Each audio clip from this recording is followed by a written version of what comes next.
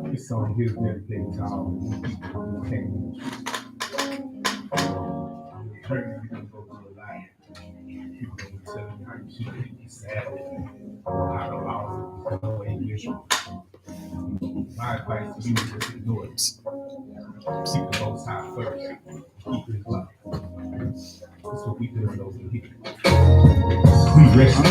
We're chilling on the Sabbath. We're chilling on the Sabbath. We're chilling on the Sabbath. Church Sunday, they all confused. We're chilling on the Sabbath. We chilling on the Sabbath. Seventh day of the week. We're chilling on the Sabbath. Friday, sundown, Saturday, sundown. Say we're chilling on the Sabbath while everybody's out doing what they want to do. We're reading scripture and singing to the Most High, because we know the law, we keep the Father's holy commandments.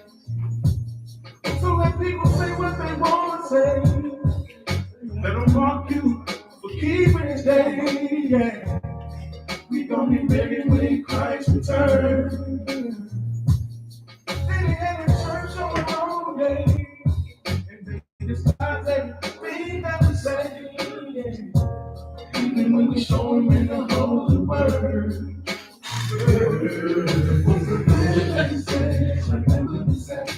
And keep it holy, and we should always honor the Most High.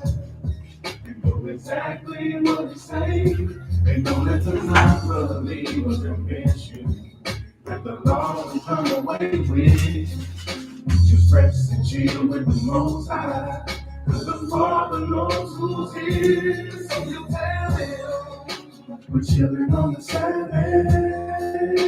Say we're chilling on the Sabbath. We're chilling on the Sabbath. Y'all act like that's y'all jam. It just went on for a minute. You like, what? We're chilling on the Sabbath. You back over your television already. Now don't look at me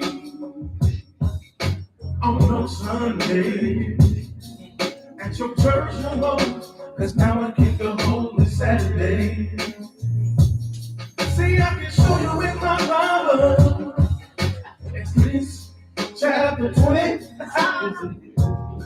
Scroll down and look at verse 8. Verse 8. The book of commandments says, remember the Sabbath and keep it holy. And we should always honor the Most High. And do exactly what He say. And don't let the non-believers convince you that the law is not away with.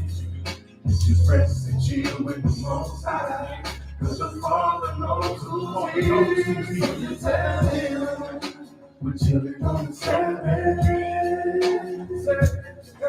Say we're chilling, y'all. We're chilling on the Sabbath. You can come through if you want to.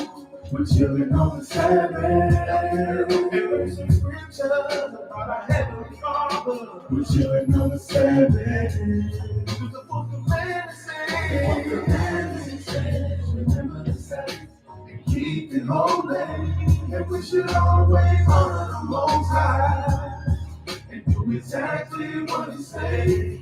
And don't let the non-believers convince you that the law is done away with. Just rest and chill with the Most High, cause the Father knows who's here. So just tell Him we're chilling on the Sabbath. Say we're chilling on the Sabbath. That's all I want to do, just chill about. We're chilling on the Sabbath. So don't let sleep to even go nowhere. We're chilling on the Sabbath. Chill out. Bring the Most High. They come at you wrong. You show them in the Sabbath. They come through. Simply come through. And we some scriptures about my Heavenly Father. Let me bless you.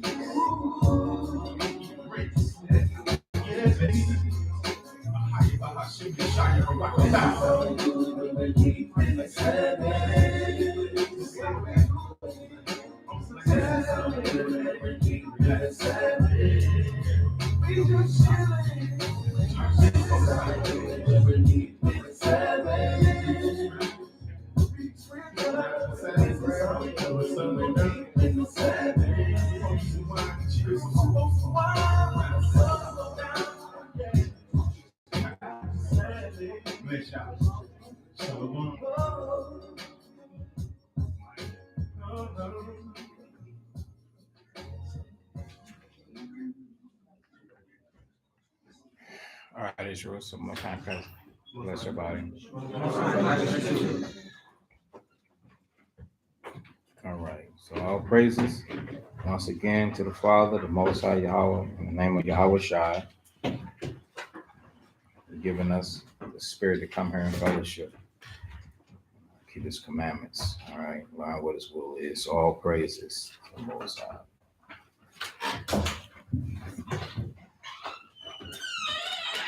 Just go back and pick up where we left off at in the book of Titus.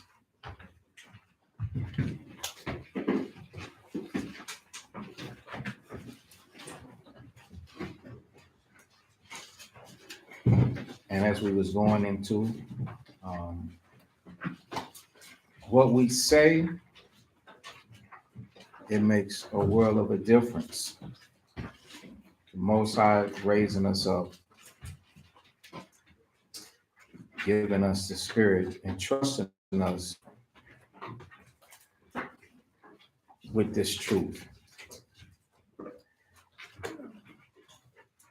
So we've got to make sure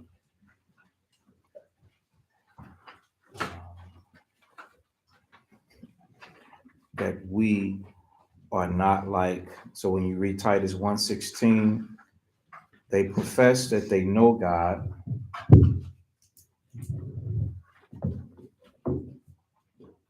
they profess that they know the Most High, but in works, they deny Him. So the works that is referring to is actually being spirited, applying the scriptures, loving the Most High to where they won't be disobedient unto the Most High when it comes to the Sabbath days, high holy days, lying, stealing, hating their neighbors. Hating your neighbor, treating them like the other nations would treat us, lording over them, and many other things. All right. So we have to be submissive. So you got a lot of people that say they love the Most High, but then they deny the Most High in their works, and then they also deny their neighbor. Christ said that we are indebted to love one another. You indebted to that. Let's get that. Since we speaking on that, the scriptures say, "Oh no man." Let's see. Romans 13.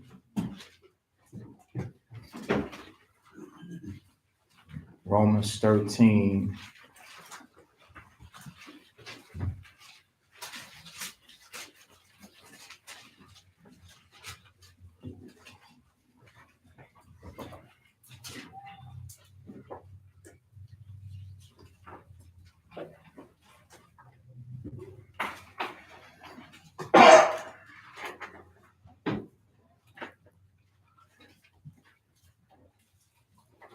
It's the pages that I'm waiting on.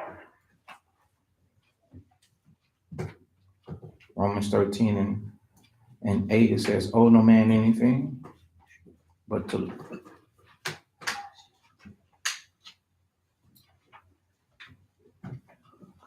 Okay. So as soon as I give out the book, the first thing you do before you start scratching your itch is go to that book so that we can continue. I'm trying to avoid just dragging us and leaving us behind and you playing catch up. It's better if you understand, be able to visually see it, look at it, than to you to always follow up in the rear.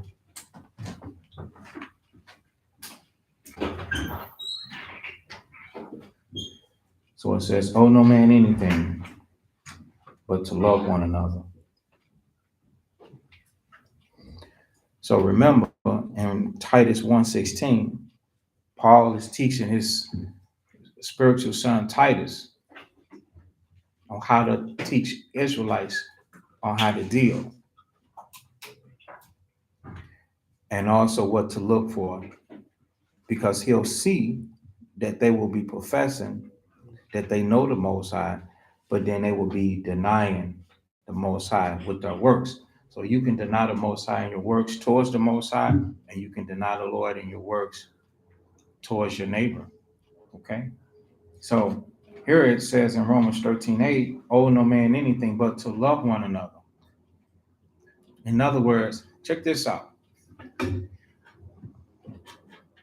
want you to pay attention to this statement.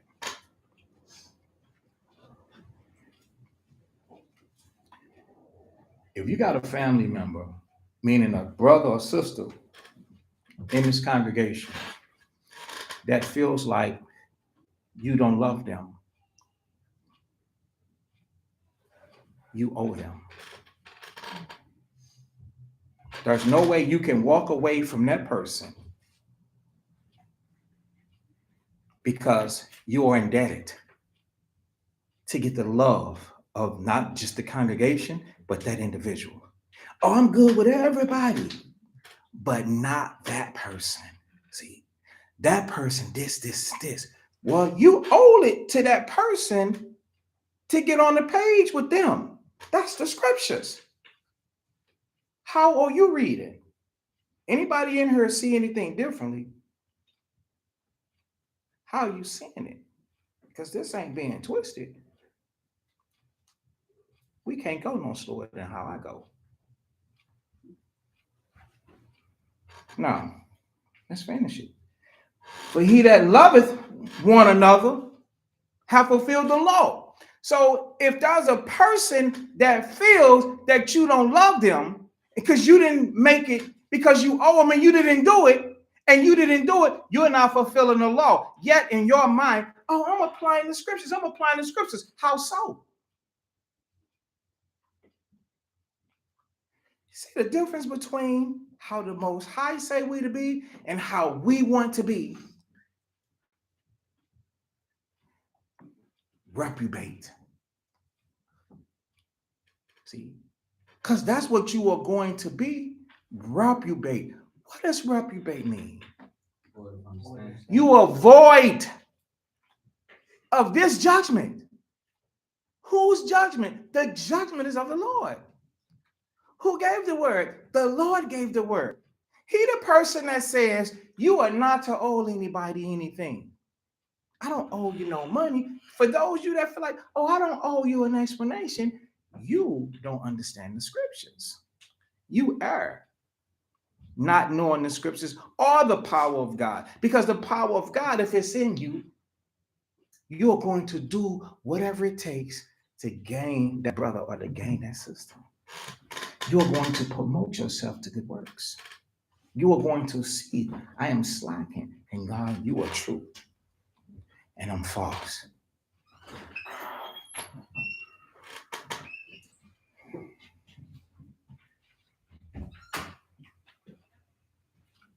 No more trips, right?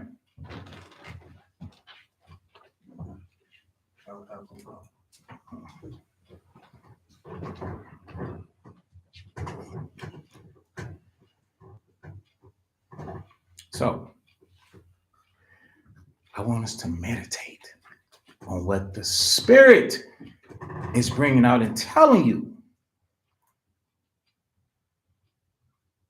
Because that's not my requirement. That's the scriptures. That's the Lord's requirement.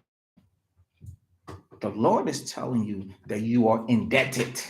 The Lord is telling you that you owe that. You're trying to serve him. How are you going to serve somebody that you don't even see or know? You're waiting for an emotional feeling through the Spirit. Yet, when you can't even get along with somebody that you can see and touch and that can help you and you can help, on a day-to-day basis. The scriptures will say that you hate that person.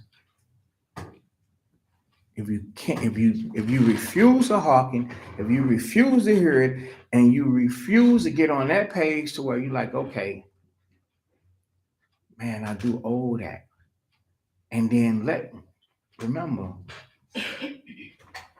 how our spirit's supposed to reform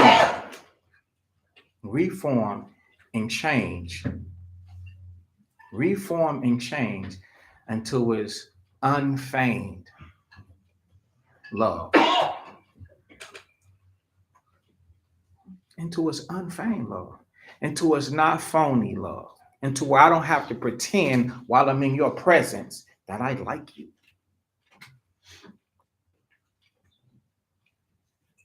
If this is you on the inside, this is you the book is talking about.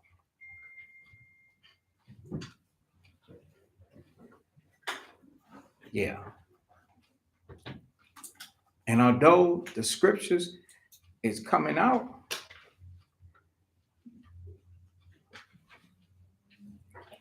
how would a person change this? Jabril.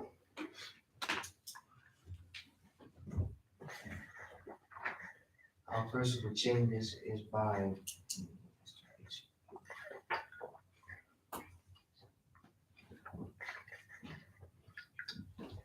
talking it out.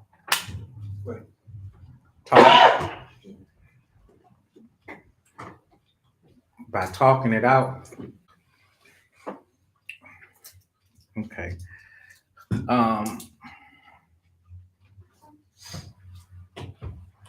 If they had if people have, if they, okay, I just got to give you the buzzer. In some sense, eventually talking, but we talked before, and talking before did nothing but it brought forth argument. So talking, it's so general. It's like keeping the commandments, but it's something deeper. How does a person fix that situation?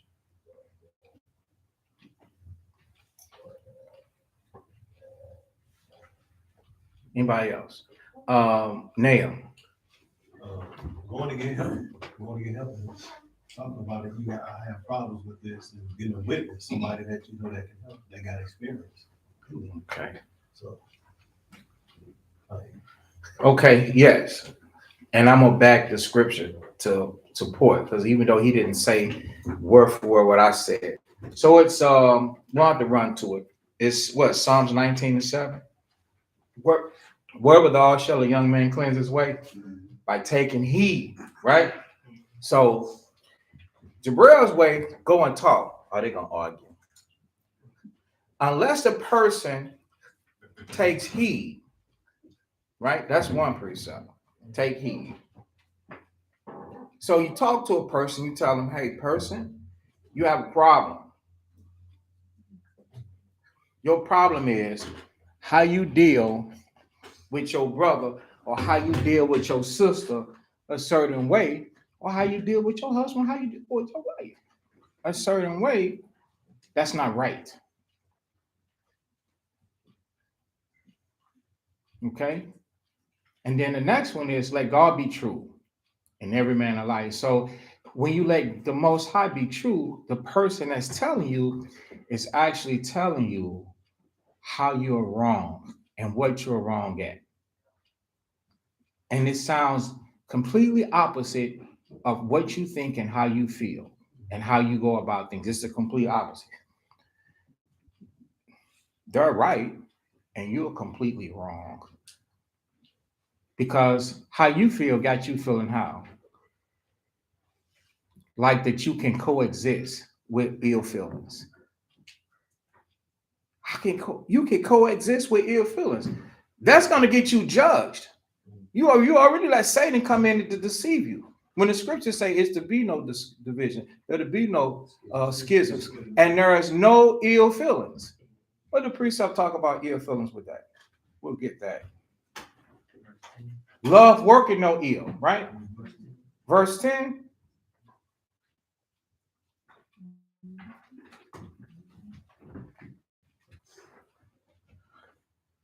Yes.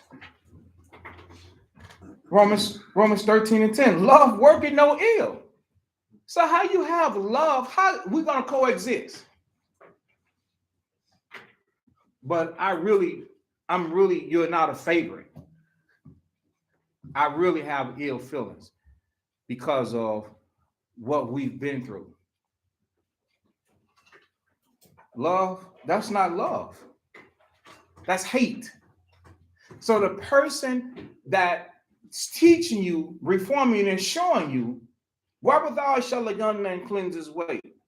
The person trying to get you to take heed, they're trying to get you to accept the fact that you're dealing in hatred. If you don't accept the fact that you're dealing in hatred, you will never be reformed. Because you will never expose. Satan is trying to get you to make your will and your way stand and acceptable when your will and way is ill. It's sick. It's not right. It's not the type of love that's acceptable towards that person if they knew your deep inner thought like the Most High knows your deep inner thought. So you're breaking the laws. You could be doing everything else that you're given to do and that you know to do, but because that you feel that way about these people or that person's, you're in transgression of the law. The second one that's supposed to qualify you. So you're supposed to love the Most High with everything, but you're supposed to love your neighbor with everything too. That's the fulfilling of the law. And in not doing so, you're going to be guilty of it all. Because the people, your neighbor, is made after the similitude of the Most High. So you don't even get credit for loving the Most High. Because under commandment, he said, under the commandment, he said that you should love your neighbor and not owe him that. So we're sitting around waiting. Do you know how a person is waiting for you to pay them their money? I want you to feel me. You know how you sitting around, how when somebody owes you money and you got that money coming and you know you need that money and you want to, your neighbor is waiting for you to be back on one accord with him just like that, or not even more. He's waiting for that. And yet you're going to keep it captive. You're going to hold it prison. And yet talking about, I want to get into the kingdom. Please, no niggas allowed.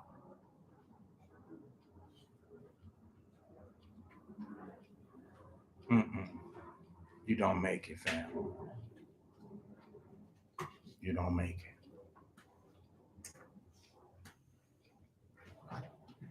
Before you can understand what you're supposed to do, you got to understand how you're supposed to feel and how you're supposed to think and how you're supposed to go about it. And the only way you're going to be able to do that, you got to be taught. That was in the last lesson. We proved that. You can't just think. You just can't be, I got it. I know what to do. You hardly guess it right. You hardly guess it right. We get things wrong all the time. So now we're telling you what's going to qualify you and what it takes for you to get over the hump. A lot of you wondering, what's withholding my blessings? What's slowing me down? What's stopping me down? What's the cramp in my style? What's the hindrance? How can I be better? How can I be mentally, emotionally, spiritually? Maybe it's your illness. Maybe it's you really haven't submitted yourself the way that you're supposed to submit yourself.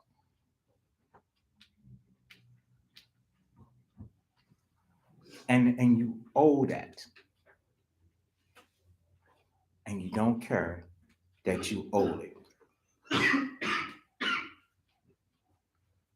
That's not right.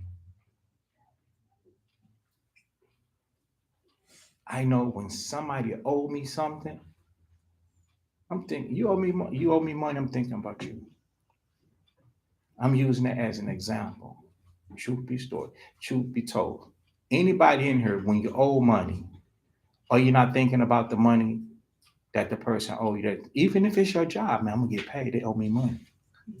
They owe me money. I mean, be with me when I'm right.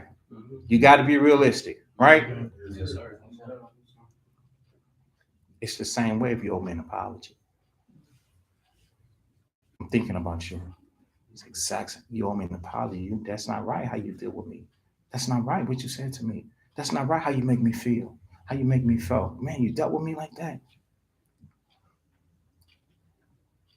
We supposed to look at each other. We supposed to see the greatness of each other. To see how God gonna call us great, but you say we ain't nothing? Do you know how offensive that is? How the Most High esteemed us. And he is the head of all of us. And said we're great, peculiar, gold, royal, a royal priesthood. And you treat us like nothing? The thing is, I'm a visionary. I see that deep into it. I see that for. If the highest can say that about me, but you can say something so low, you a murderer, man. Straight up. You a murderer. Bloody man. Bloody woman. You a murderer. That's hate. And then you won't even be reproved or reformed, corrected. Maybe, oh, I'm ignorant, I don't know. Okay, you're ignorant, you don't know. Let's see how ignorant you is, you don't know. Now we teach you the correct way and show you, okay, this is the will of the Most High. This is how you're supposed to be. This is how you see this. This is what this describes. This is the understanding to this. And you still stuck on stupid? That's because that's where you want to be. You're a murderer. Christ said, no murderer have eternal life. To owe somebody an apology and you won't square up with. How could you move forward with God?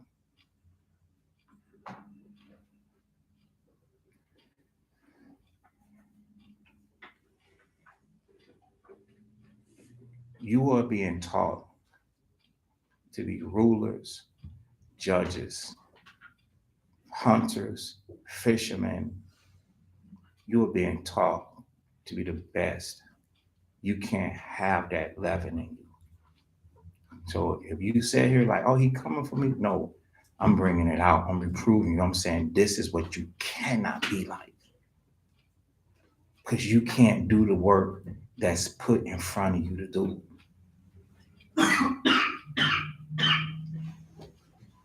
If you have, or you owe, can't be like that.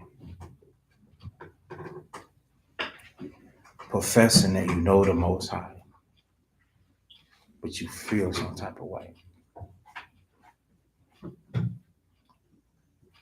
Okay. Remember, in Romans 8:13, for he that loveth another hath fulfilled the law. You actually doing it then.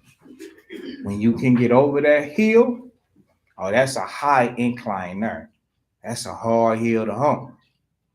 When you can get to the top, fighting the hill, going up the incline, that's the tribulation that you go through with somebody, reasoning, humbling yourself, tug of war, giving in to them, asking them to give in to you, pleading the case, allowing them to plead their case.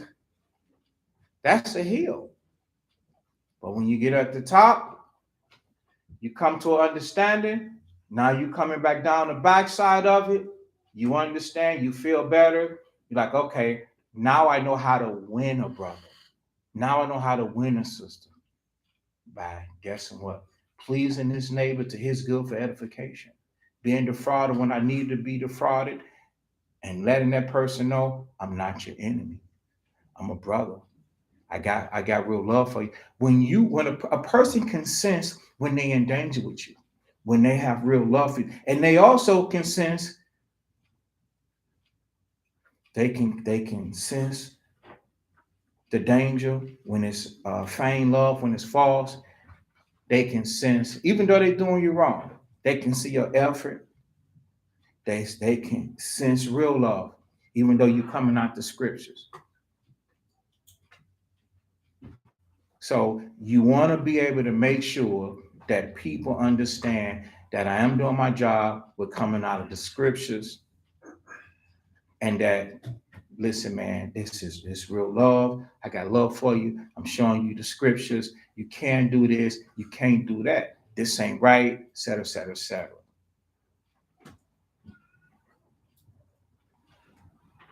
Therefore, when you in a situation with that person, they most likely should be allowing themselves to be defrauded.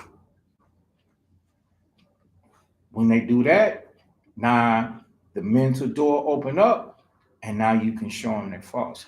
You can show them the scriptures. You can tell him or her, this is where you're going wrong at. This is what you should have did. This is what you need to do. This is what you should not do. Because they're gonna feel like, well, you're not under a personal attack. Then they most likely, because remember, you're trying to get them from where? From the snare of the devil. That's the 2 Timothy that we went over, right? But as long as if you're using profanity, if you're aggressive, if you're out of the spirit, if you tempted, they're gonna see all your physical attack and the spiritual words. It's they, you know, it's gonna fall off for them. It's gonna be like they not hearing the scriptures, and you're gonna see them not submitting themselves unto the scriptures when it's you that they're not trying to submit themselves to. They're not trying to be up under that. They hearing the scriptures, but they seeing you. So that's why you can't be that type of way. No servant of Christ, no man, no woman, no child is supposed to be combative, argumentative, disrespectful, arguing, going back and forth. No servant of Christ, man, woman, or child, is supposed to have that carnal spirit of malice, hating, trying to devour one another, being disrespectful, selfish. Everybody is supposed to be loving, caring, giving, forgiving, reciprocating back and forth, understanding what is the problem, what is the issue, what will make us on the same page. First, applying the scriptures. Well, what scripture? So now remember this, and then we're going to move forward. What did Paul say? Let's get this. It's in 1 Corinthians, I think it's 10.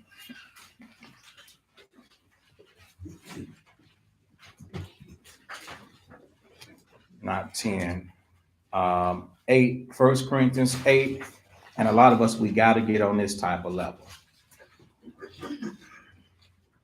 Now I'm gonna show. I'm gonna ask you, if you at this point, raise your hand and to yourself be true, because the Most High knows your heart. Okay, so 1 Corinthians 10, 1 Corinthians 8, thank you. 8 and verse 12. Read that, the water. 1 Corinthians 8 and verse 12. But when ye sin, so against the brother, and wound their weak conscience, ye sin against Christ. So when you do something against somebody and you offend them with what you're doing,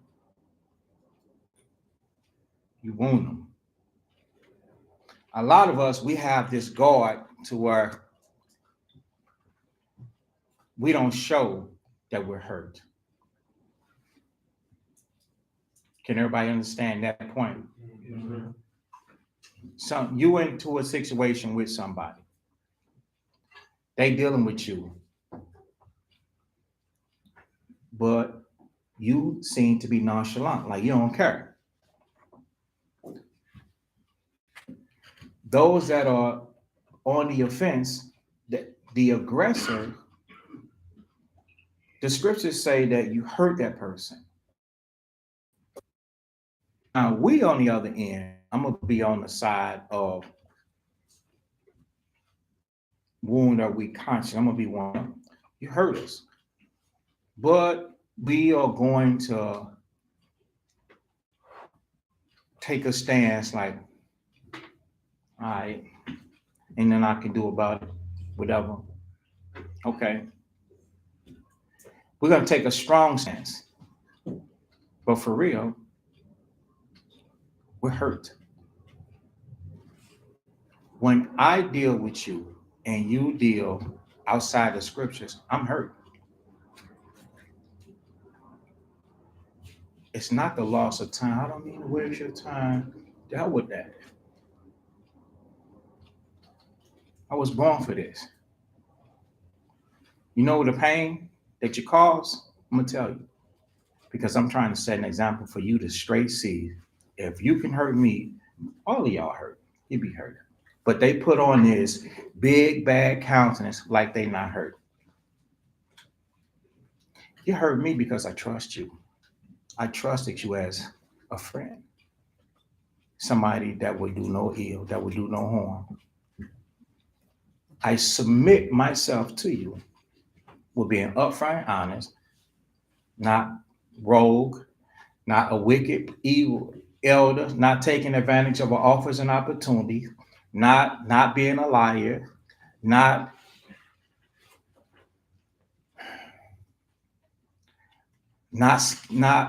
tipping the scale for my advantage so I can do what I want, but just being an equal servant and one-on-one with you. And when you do things like what you do, I'm like, that hurts. So just imagine how you are with each other. And then what the other person does, they put up a masquerade. Like they don't give a damn about you, like the hell with you or whatever. But for real, they're hurt. They're affected. And you don't even know it. You don't see that you wound them. It's the exact same thing with me, the spirit of betrayal. Now, the thing is, according to scriptures, now we have to forgive you when you come back. I apologize. This, that, and the third. Okay. If somebody push you down or knock you down hard and you fall and you skin your knee to the white, that's the fact. All the skin come off is to the white and now it's covered with blood. Even though they're very apologetic, what remains? The wound. The wound. You gotta stop wounding people. You gotta stop because you're cutting them all over. Bumps, bruises, wounds. You're scarring their conscience. The scriptures say they already got a weak conscience. Weak meaning they are fighting the fight too. And if you keep putting those things there, not only do they have all the other battles that they got to deal with, now they got to deal with you too. With the battle of thought that this person wounded me, this person hurt me, this person. Now Satan got something else to come back and say, hey, you know they knock you down to the fact. They tried to do that. Your knee was sore for a month. You see?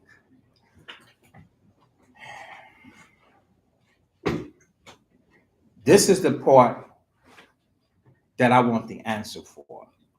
And the camera's on me, not y'all. It says, wherefore, if meat make my brother to offend, I will eat no flesh. This is Paul. Do you know what he's saying? He's saying, if grilled goat, perfectly seasoned and tenderized, but he's happened to be with a vegetarian or a vegan, and they're gonna be like feeling some type of like, how could you eat that? They're gonna be saying something. They're gonna give him the schematics of the beast, the animal. Yo, brother, the animals shouldn't be ate. He said, if meat make my brother to offend, I'll eat no meat. You know that certain things make this person feel a certain way, and yet you be the heck with them. You're gonna do it anyway, because to you ain't nothing wrong with what I'm doing. Yet it's offensive to someone else. How many of you on a level, if something is offensive to a person, you ain't gonna do it? Please raise your hand. I see a lot of hands.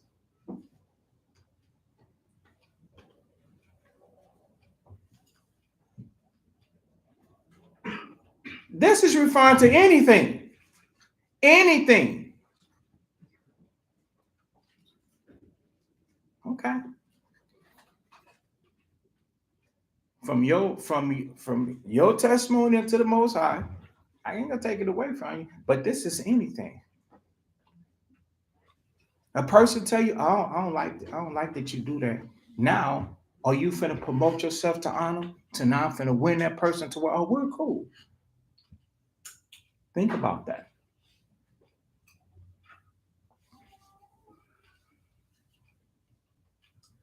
Because that's a hard saying. That's a hard saying.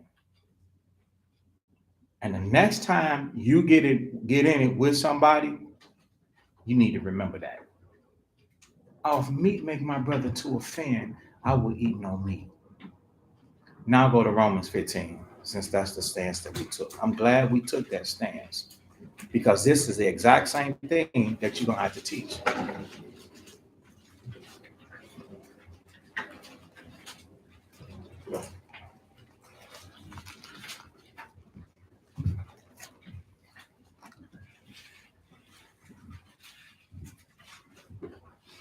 Those of us, you believe you can fly.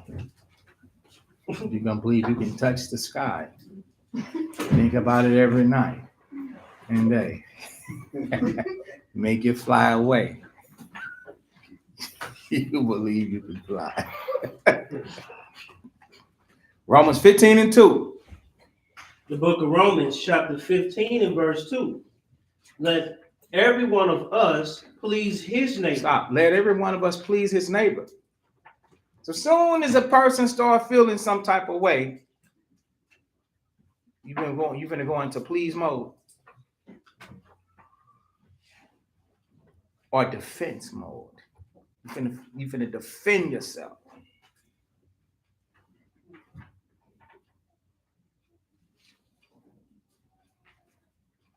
Please mode or defense mode. Hold on for a second. I'm gonna write that down.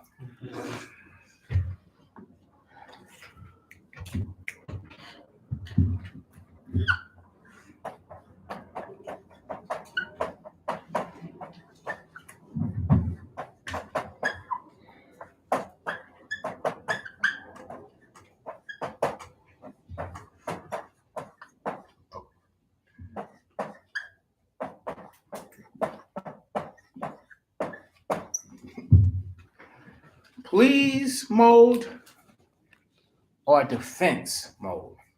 When I say please, oh no.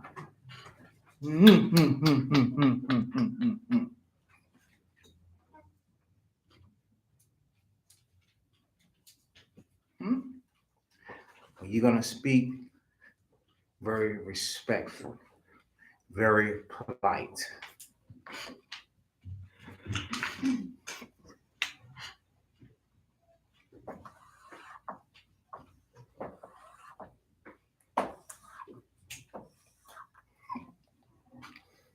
please mode.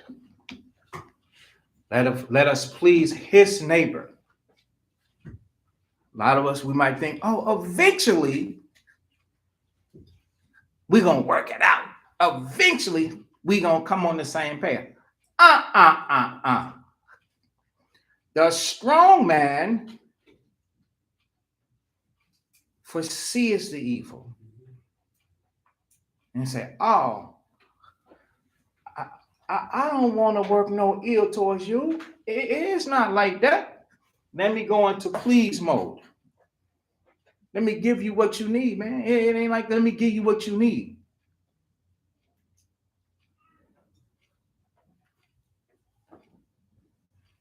You can either blow the spark or spit on it. When you go into defense, you blowing the spark. I'm gonna make this doodle brown.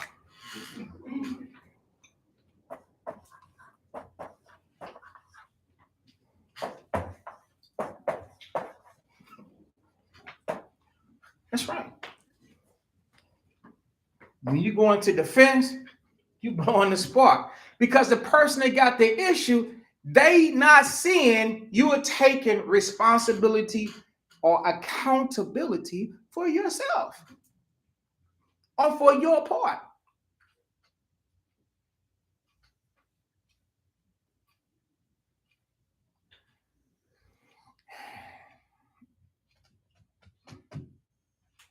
All right. So Romans 15:2. Go ahead. The book of Romans chapter 15:2. Let every one of us please his neighbor for his good to edification. For his good, for edification. What is his good? So that this person feels some type of way. What if they still wrong? What if they're wrong in their behavior? They going completely off. Yeah, what if? See? You're still not justified. Go to 1 Peter. Still not justified. How do you want it? You want to be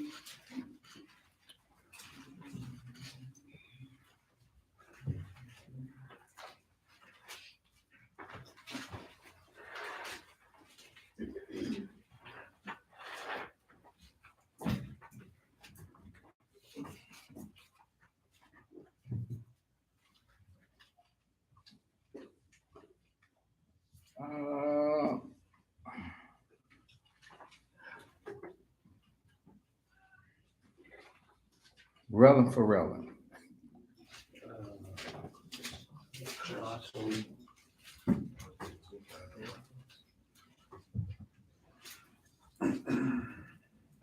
Three nine. Yeah, it is. Who? 3:9. What book? 1 First Peter. Peter. 1 Peter 3. Right. Okay. Well, the one I was considering, we're gonna get them both. 1 Peter 2:21, it says, for even hereunto were you called, because Christ also suffered for us, leaving us an example that you should follow, who did no sin, neither was God found in his mouth, who when he was reviled not again. So you're without excuse. You're without excuse. When he suffered, he threatened not, but committed himself to him that judgeth righteously. So the Most High knew his sufferings. He still had the spirit to retain, an image to uphold, because knowing that we would follow after his example. This is the reason why I'm telling you to go through what you're going through, despite the situation. You're going to please somebody or you're going to go into defense. When you go into defense, you're blowing the spark. Now, I was out at Tabernacles teaching y'all what blowing the spark was. That's what that was. Some of you thought it was foolishness. Maybe you didn't, but you're like, why are they doing that? Because that's showing you that when you put oxygen to amber or something that doesn't appear to be there, whoosh, tongues of fire comes up. And everybody that did it, that's what happened. A lot of you don't understand. So we were burning huge logs and stumps. Those things, even though they didn't seem to be on fire, they were still on fire on the inside. And I was telling brothers that. I said, that thing is still on the fire on the inside. You couldn't even see it. You couldn't see it. I got taught that many years ago, even though I didn't believe it at the time, I had to believe it and trust it because that's what I was taught. Not in truth, but in the world. About fires. Fires can be dormant, pertaining inside of wood. And it'll still be on fire on the inside of a wood. So them brothers stacking, what's name of Doc, he didn't burn his hand, but he felt he didn't mess his hand up, but it kind of burned him a little bit. He picked something up that on the outside you saw no redness, you saw no nothing. He picked it up and moved it, and it was hot. That same thing, what it caught something to fire, didn't it? Oh, it was a dead fire, so they thought it was dead. And they took all the fire starter, the cardboard that we had, and they was just piled, they just stuck it over in there, and they went to do something else. When they came back, the whole bonfire had lit. Y'all remember that? Yes, sir. So now let's make the wood with no fire, no appearance of fire, a person. So here it is, this brother, he doesn't appear to be inflamed. He doesn't appear to be agitated or a word of iniquity. But on the inside, what's up? Burning. He's burning. And when you walk away or you blow on him, saying the wrong thing, the fire gonna be kindled. That's how people are.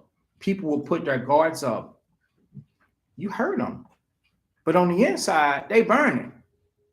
Of course, you don't see it. You say this, whoosh. It's very easy for that to happen. That's why we have got to be spiritual. You got to understand that what you do, you doing in the name of the Christ. You doing representing Christ, following Christ, proving yourself that you are Christ-like, proving by what you do and subjecting yourself while in this situation and applying the scriptures. So the next one was 1 Peter 3, and what's that, 9? Okay, well, verse 8, we started verse 8. 1 Peter 3 and 8.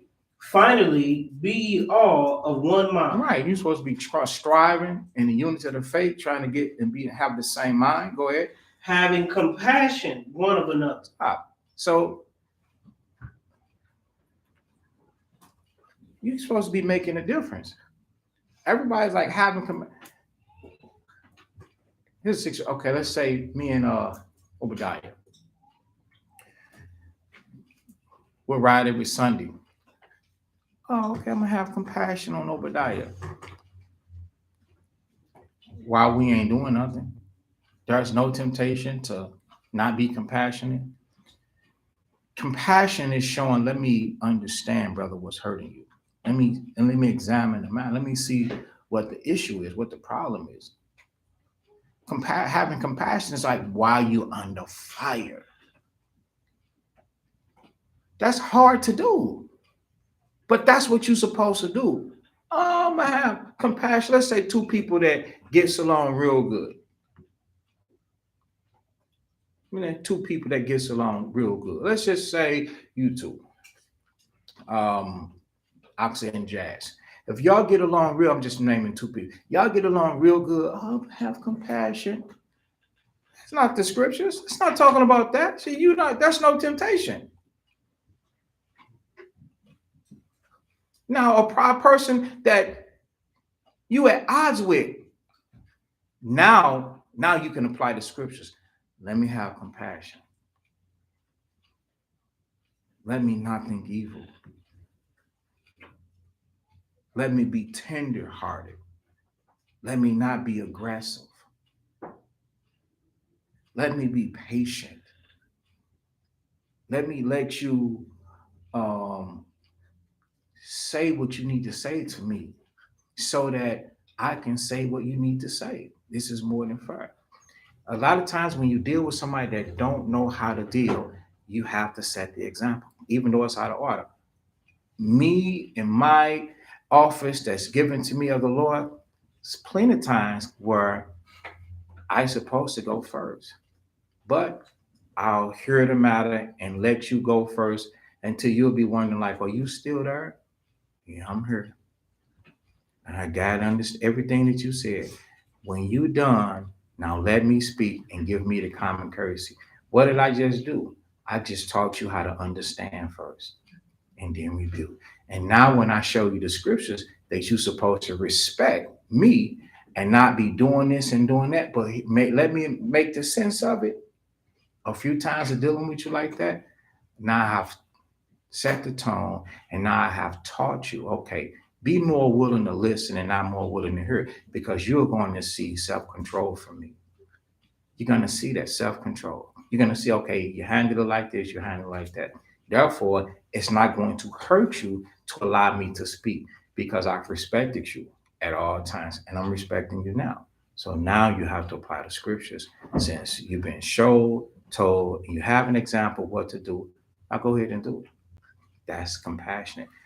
With a person that I don't argue and fight with, how am I apply? How am I have compassion in a situation where compassion is not needed?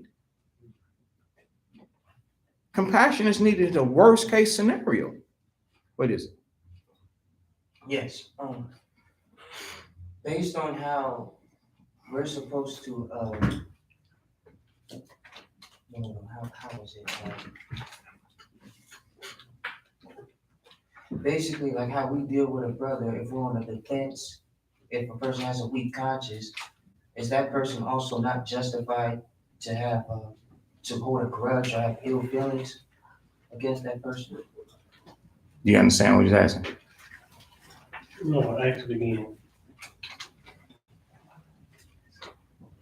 I said, based on how, if we're on the defense, on offending a brother who's weak. No. See, that's what you scrambling it. You got to unscramble it. If we're on the defense, if a brother's defense, you got to speak plainly. I know you're trying to, but I said it twice. say it 3 more. Say it again until I understand it. I'm listening. I'm trying to get it though. Go ahead. It's all right. Take your time. I understand. Okay, Yashala, go ahead. He said that he's on the defense. He is. Yes, a brother's offended, and he's on the defense, right? Right. There you go. So, because I guess the brother's offended is dealing with him through his offense, and now he's on the defense. Who's on the defense? He is. Well, I'm using you for example. And now he's So saying, so he's defending himself against somebody that's offended. yes, Yes. because they're dealing with him kind of rough. Okay, now what else?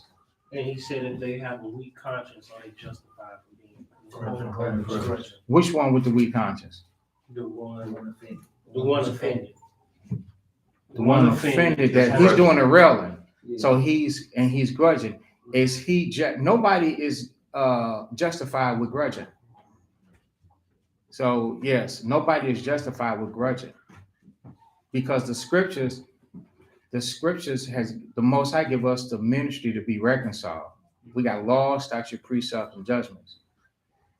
The Most High is giving that to us so that we can be reconciled one to another. So, the scriptures is teaching us that we are indebted, but we should not owe anybody anything.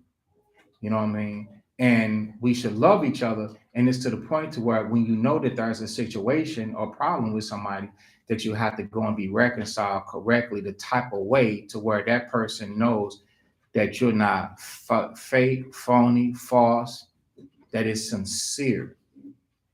You understand? Yes. So nobody is justified, brother. If you grudge, you condemned. This lake you can't swim in. It contains souls. So you be condemned. I hope I'm answering it. I want you to be really clear. If not, we could keep talking because clarity is what's best. Great. All right. I got a question. Yeah. Just so he can be clear, I got a question. He said he clear. Well, I have a question that I want to ask because he said he was on the defense. My question is, what, like in his mind, in his conscience, what's his defense? Because it could be wrong. It could be anything. You know what I'm saying? The wiles of the devil are many.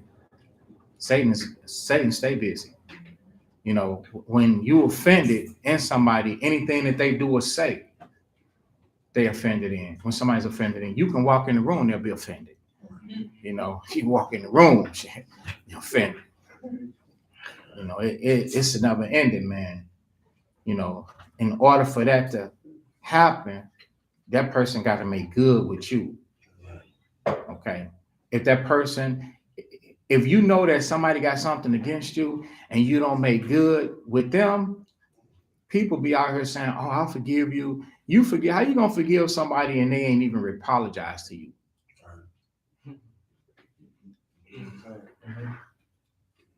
That would help him for his defense. But I don't need him. He was clear. So that's on him if he wasn't clear. And I told him, don't worry about it. You know, you got to be clear. You cannot forgive somebody if they don't apologize. That lets you know the devil. Straight up. He that sinned is of who? The devil. You ain't, and we should not have fellowship with devils. So how you gonna walk? Can two walk together except they agree? No. Bro, people we out here talking about, oh, I forgive you, and you ain't even said nothing. The person that they doing like that, man, they hold you. That person don't care nothing about you. That person will stab you in both sides of your back. Hit the liver and kidney. You're gonna be dead, man. You talking about you forgive somebody and they didn't even deal right? They ain't even repent to you. And then when people do apologize, now that's the worst. Now they got to bring forth the fruit. Because other than that, those are just idle words that are waiting to bring forth actions. Y'all got to learn. True repentance is a changed behavior. You gotta live, lose. Unlearn that you've lost. Live, learn that you've lost, and then start winning. If you're not learning that you lost and you still saying you see, you blind and don't understand, and you're gonna get judged. And ignorance is no excuse. The Most High is going to judge his people. First and foremost, because we are being warned. The Most High is not sending you false prophets.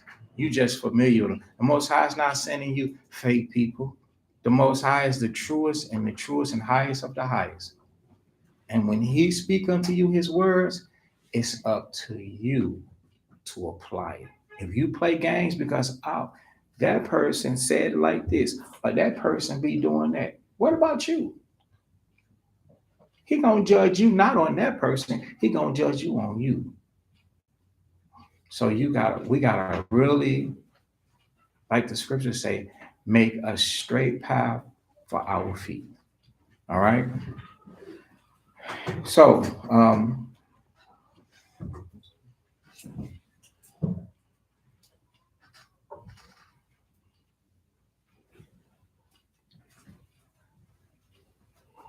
what was that? 1 Peter 3 and 8. Yes, finally, be of all of one mind, have compassion one of another. So do we understand the compassionate part? That's very important. You have compassion on somebody that you get along with. the person that you have a problem with, you're not passionate towards them. We know what passion is. You see that passion during times of marriage, supposed to be passion, right? A man with his woman, passion. Now, even though you cannot have that type of passion towards the same sex, you're to have compassion towards them. You're to have that same type of love. This time is love as brethren. Like, okay, I carry concern. No ill, no harm. You know, I'm very approachable. Okay, I'm very reasonable. I'm rational. I'm approachable. I'm tolerable. I'm sensible. I'm caring about your thoughts, your wants, and your needs. I'm considerate. I'm gonna be respectful. That's that same type of love that you love to do all of those things the same way that a married couple will have passion one to another. This form is compassion. I'm gonna be thoughtful concerning you, man, because I want us to continue. It says we to have that love as brethren, pitiful, courteous, not rendering evil for evil. I'm not gonna pay you back for what you did or what I think you did. What you did, I didn't like it. I'm gonna do something back to you that I figure that you don't like. Abrasive words, opprobrious words, profanity. My actions towards you. You turn away from me, I'm turning away from you. See, that's rendering evil for evil. These are actions.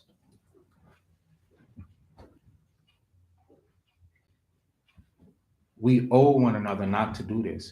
And if we're doing this, you are in debt. You are in debt. Then it says, or talking back to each other because that person is going off on you. That's railing for railing. But contrary-wise, blessing. So when somebody do something evil to you, bless them. When somebody rail on you, bless them. How do you bless them? With good behavior. How do you bless them? With good behavior. How do you bless them? With good behavior.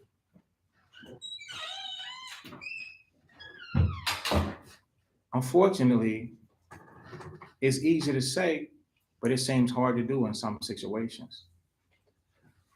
You want me to tell you why? Remember, one of the first questions I asked is, how do we fix this? That was the first question I asked. Somebody said, go to him and talk. No, you must learn. You must allow God to be true by us opening up the scriptures and us telling you these things about you. This is hatred. This is evil. This is railing. This is rendering evil. This is retaliation. This is a grudge. You burn hatred. This is not love. Love working no ill. And you letting the Most High be true. Instead of semantics with words, it's not like that. This is not how I feel. This is not what I think. Not deflection. Not pointing the finger. Oh, but they did this, and this is why, and this is what happened. It don't. The truth not like it's not. You're not working it right. You're supposed to forsake those ways and let the truth of the Most High surpass your understanding. And now, if you use this, and they will tell you using the scriptures that, what does it say? Contrary-wise, if they deal evil with you, you deal with a blessing. You be a blessing. You be kind to them. You come out the word, use the scriptures, watch the tone of voice, this, that, and the third. If they rail on you, contrary-wise, use the scriptures, not cuss them out, not use profanity, not do this, not yell at them,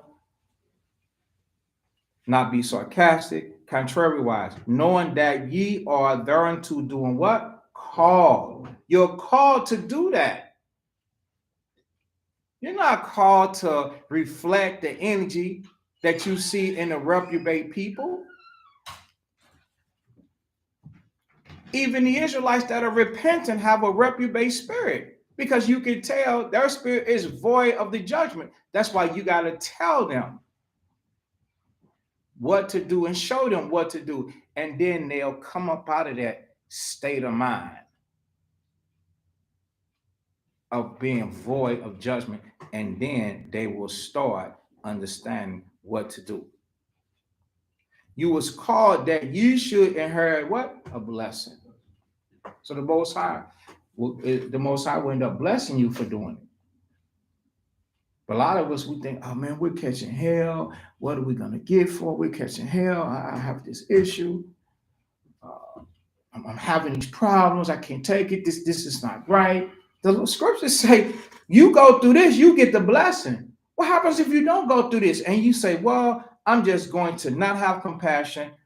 I ain't loving this person, whatever. I ain't got no pity for them. They like this, they like that. I'm done, whatever. I'm going to render my evil. I'm going to do my rolling, whatever. Well, what you stand to get? Yeah. You're going to get cursed. You're going to get the curse. Even though you don't see it. It's there waiting for you. It says his indignation rested upon the sinners. All right. So anything before we go back? All right. So y'all got windows cracked? You might want to open that a little bit more. Okay. All right. It's like feeding a swimming pool through a straw.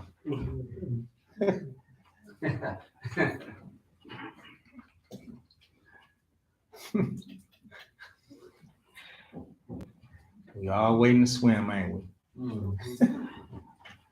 When you think this pool gonna get filled? All right.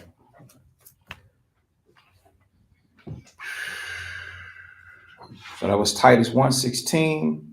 And works they deny him, being what? Abominable, disobedient, and unto every good work. So when it's time to deal right, reprobate.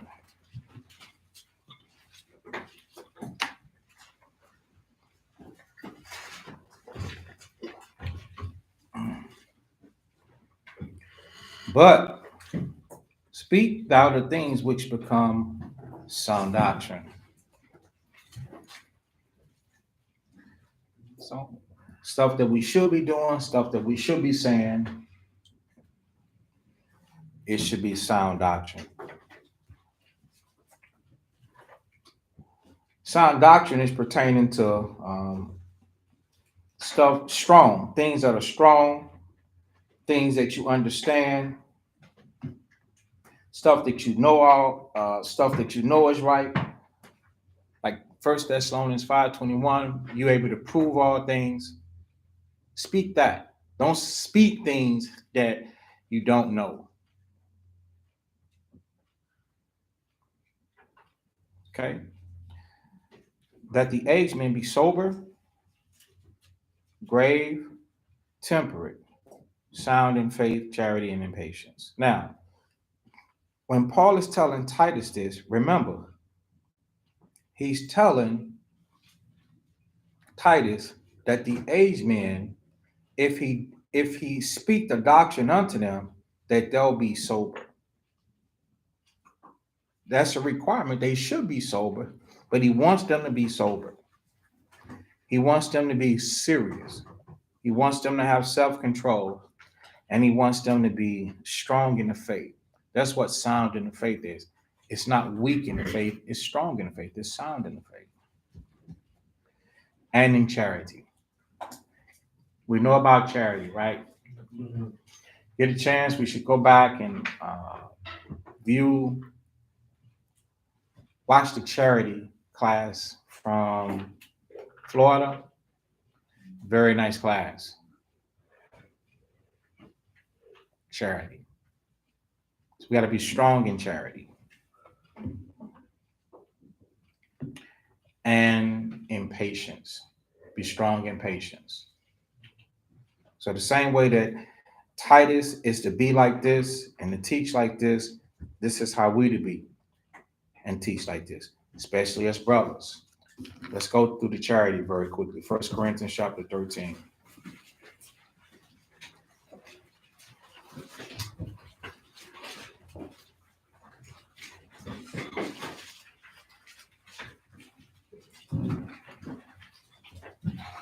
Can you get that water?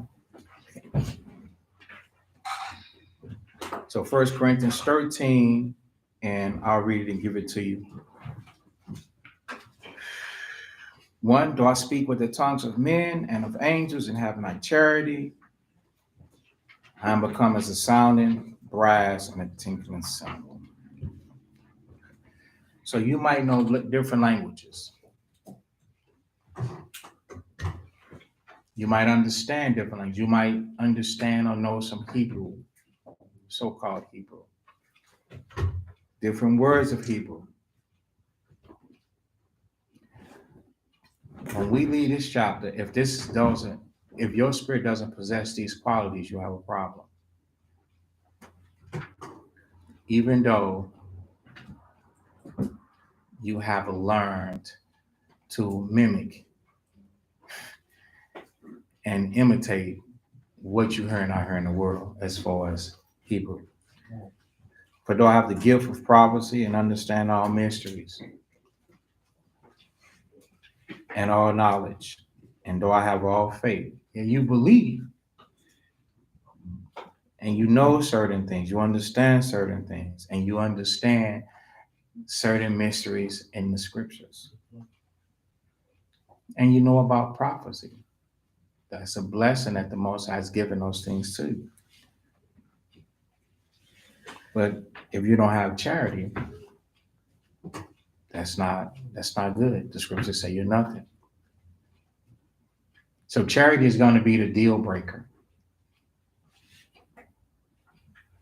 Because charity helps you to have unfeigned love for your brother or your sister, husband or wife. And if you never gain that respect, you're going to lose your salvation. You can be a good person, though I bestow all my goods to feed the poor, I give my body to be burned. You're a hero. You're heroic. Save somebody from a burning building, a burning car, a dog fight, or another brawl or fight. Have not charity, it doesn't profit you. Okay, go ahead. Read that verse 4. Verse 4. Charity suffereth long. Right, so charity suffereth long. So remember, when you deal with somebody, you got to have a long-suffering spirit. And so remember the things that we was going through, not railing for railing, evil for evil, rendering evil for evil, being compassionate, not blowing the spot, but being able to please your neighbor and not going to the defense and things like that. You have a spirit, you got to have a spirit to suffer long. Why? Because the Most High can be taking you through an exercise to where the person that you're dealing with, you suffering while dealing with them. Like, I got to put up with this. That's in your mind. I got to put up with this. You feel like, I shouldn't have to go through this. Says who? Who loaned you your life? The scripture said, what is your life? It's even a vapor. He can blow it. If he wants to, he can blow it away. It's like, I don't have to put up with that. Says who? It's the Most High that puts us through things. So you got to be able to tolerate that, go through it without bickering and without complaining. And you got to be able to go through it and then have understanding. Like, okay, the Most High has got me going through this. Go to the book of Kings.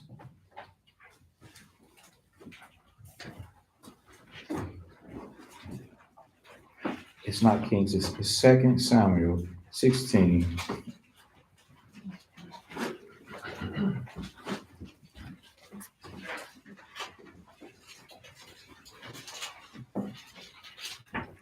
2 Samuel 16.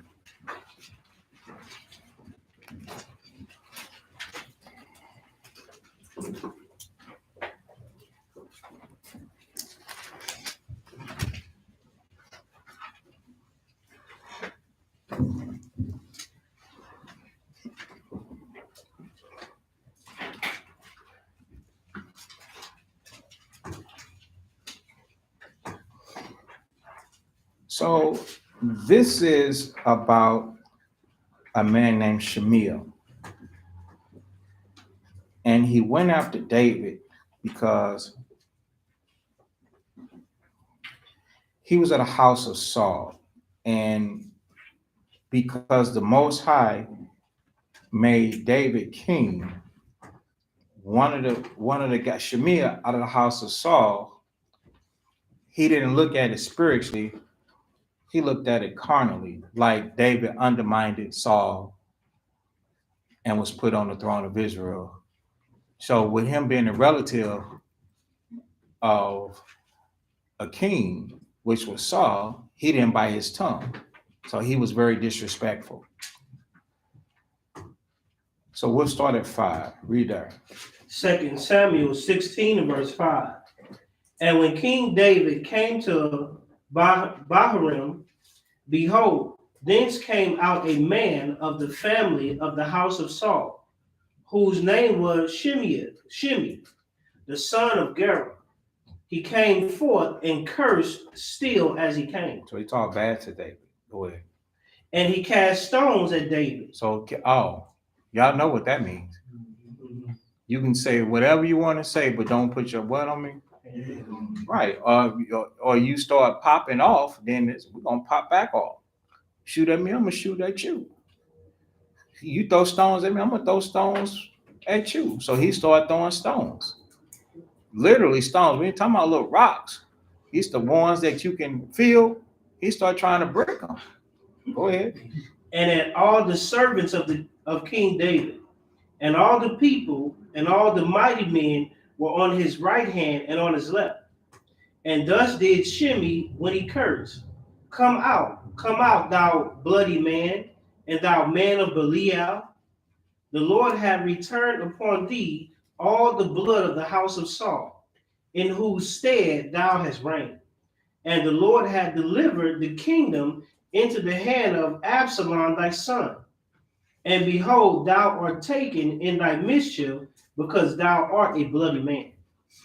Then said Abishai, the son of Zeruiah, unto the king, why should this dead dog curse my lord the king? Let me go over, I pray thee, and take off his head. So this is somebody with David. Go ahead. And the king said, what have I to do with you, ye sons of Zeruiah? So in other words, that's the same thing as you giving place to Satan. So look how David is looking. He's like, I ain't got nothing to do with you. Why you trying to defend me? Go ahead. So let him curse, because the Lord hath said, curse him. Curse David. Who shall then say, wherefore hast thou done so? Exactly. So he understood that the Most High allowed him to go through that, what's he going through. But some of you don't look at a situation like that. You'd be like, oh no, I hate this. I don't want to go through this. Okay. When you enter into a situation, your spirit has got to go into the charitable spirit of long suffering, because the Most High is taking you, he's commencing you through an exercise. So let's go back to charity. If you don't learn, you're unprofitable. So 1 Corinthians chapter 13 and 4, charity suffering long. So the person is bugging out. The Lord is allowing them to bug out. You supposed to be a big person, and you supposed to apply the scriptures. And how long are you supposed to deal with it? Suffer long until the Most High changes it. Until you solve the problem. So our tests and the things that we go through are not on paper. It's life and living. So you got to go through this obstacle course of going through things, and you have to win this challenge in real life. That'll come from real life people that you know. Okay. Then it says, and so not only are you suffering, you're supposed to be how? You're supposed to be kind. Look at the test right there. So if you're going back and forth, if there's an argument, some type of crazy disagreement, that's not charity. That part is not right. You failed that part. Charity is envy it not. Another word for envy is what? Jealousy. Jealousy. Right. Jealousy, hatred, things like that. You can be envious because what do people envy? Things you got, and what else?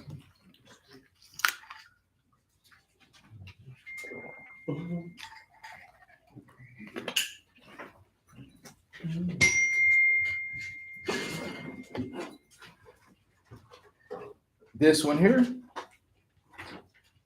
people will deny it. What? That's on you. Ecclesiastes 9. No. Proverbs 23. We'll get this one. Proverbs 23 and 17.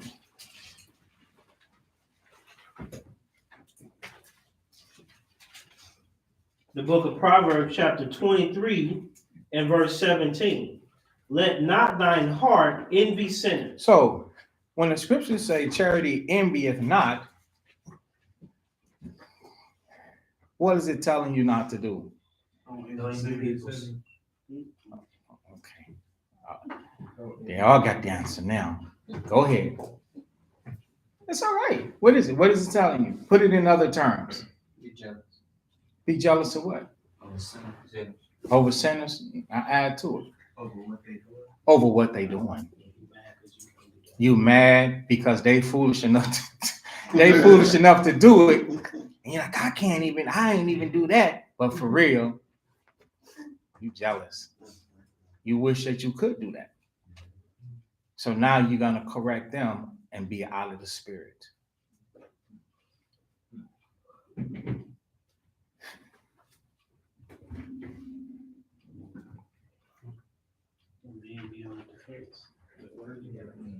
Yeah.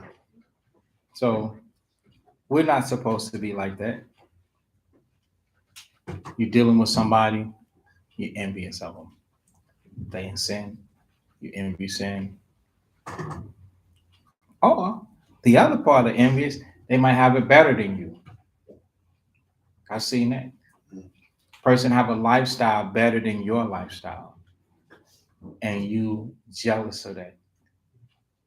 And so when you deal with them, their lifestyle comes to mind. Mm-hmm. Yeah, this people that are repenting now, they're being envied. So I'm going from one thing to the next thing. Okay, us in the truth, we even amongst ourselves can be in better positions and envy one another, and them not saying it. Your job, this person's job is better than your job. You got something to say. Yeah. And so when you deal with them, and that it might not be about the job, but Satan will bring it up. This person is better than, they think he's better than you, or they have an advantage, or you get to do this, or you get to do that. Envy. That's not a charitable spirit right there. Move to the next form of envy, then we're gonna move on. People like Ye and Kanye, or not kind of same person, Kyrie, I guess that's his name. A lot of people that's in sin are going to be repentant, and you'll have Israelites, shame on you, because you are making us look bad. They actually going after these people that are right there in sin. These are the moments. It doesn't matter because they said that before. They could have said that before, believing or hearing it, and dismiss it. You know how many times, we've been out here teaching on these streets for years, and just because we told them and showed them in the scriptures, that didn't make them believe. They just like, okay, And yeah, we kings. Hey, we Hebrews, but they don't really understand. You're not gonna understand until the Most High open up your understanding. I've heard people say that about the guy Kodak. I don't care. I don't know. He said it before years ago in the rap. So what? He's saying it now. So you have people that'll be jealous. They'll be envious of these people still in the world. You know they doing dope. You know they going to clubs. You know they fornicating. They're like, oh, holler back when they truly repent. Who stood over you like that on day 1 or day 2 or day 10 and disrespected you as a person because you didn't know? We stand or fall to the Most High. We ourselves are not apprehended. Apprehended meaning you ain't boarded one chariot, and neither have you resurrected from the dead. So you still got to make it through today into tomorrow and then through tomorrow. And every day got something waiting for you, trying to smoke you. The wiles of the devil.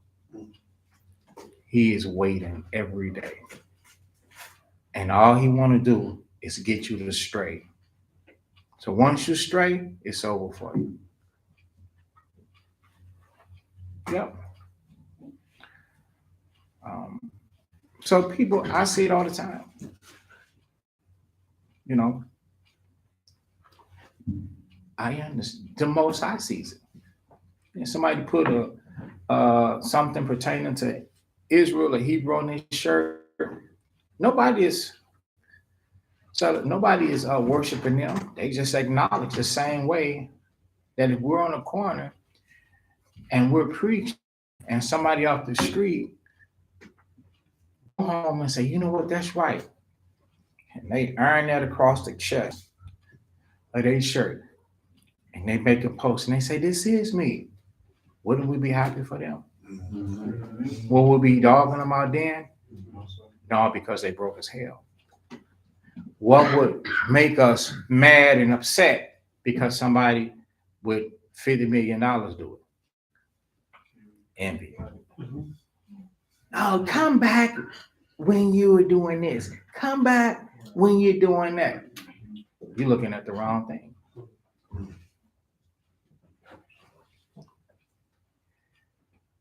So we not to possess that type of spirit. That's not right. Towards the person that in your mind you thinking of feeling. It's not right towards them. All right. Go ahead. No, we're still in 4. For charity vaulted not itself. So I get it. Charity vaulted not itself. So to vault up yourself is to be rash. To be rash, real strong and loud and disrespectful. That's not charitable.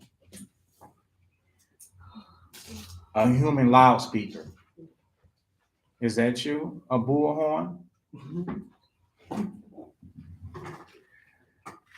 And it's not puffed up. You arrogant. It's another word for being puffed up. Arrogant. That's the pride. I'm right and I know I'm right. I don't give a damn what nobody say. While you saying that, go ahead and pronounce your judgment. Yeah, I'm going to the lake of fire. Add that in there. I'm making a choice because this is what I want to do. Go ahead and spice it on up because that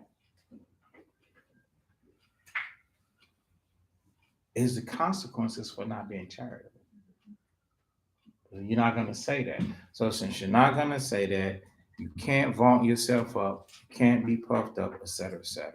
It do not behave itself unseemly. Unseemly meaning inappropriately. So even your behavior got to be right. Seeking not our own. See? You got to please your neighbor to his or her good so that they can be on the same page with you. It's not easily provoked. What is that, Javon? He said, huh. Is that Pokemon or is that, then pay attention then. You said, huh. You know where we at?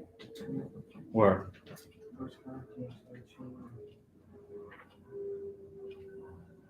And what?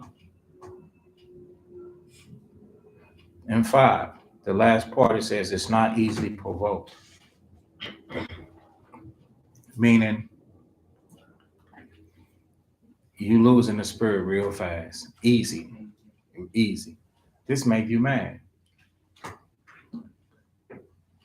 You gotta have some mental squabbles, some mental fight up there. There's a situation, there are situations that is intimidating. And you feel yourself being moved with resentment or stuff you don't like, you start correcting it. Okay. This is all right. Let me not worry about that. Let me not worry about that. Don't get provoked easy. You got to learn to correct yourself. Think it no evil. So you cannot think things that do not exist. You cannot say stuff that a person did not say. You cannot assume. You cannot do that to a person. You can't say what they didn't say. You cannot assume for them. You cannot rearrange their words. You cannot create a narrative. Well, if this could have, ain't no make believe, if could have, should have, none of that. You cannot do that to anybody, not one person. Oh, they're gonna do this, or they might do that, or he'll say this, or he'll say that. Oh, he ain't gonna say this, and he ain't gonna say that. You can't do that to anybody.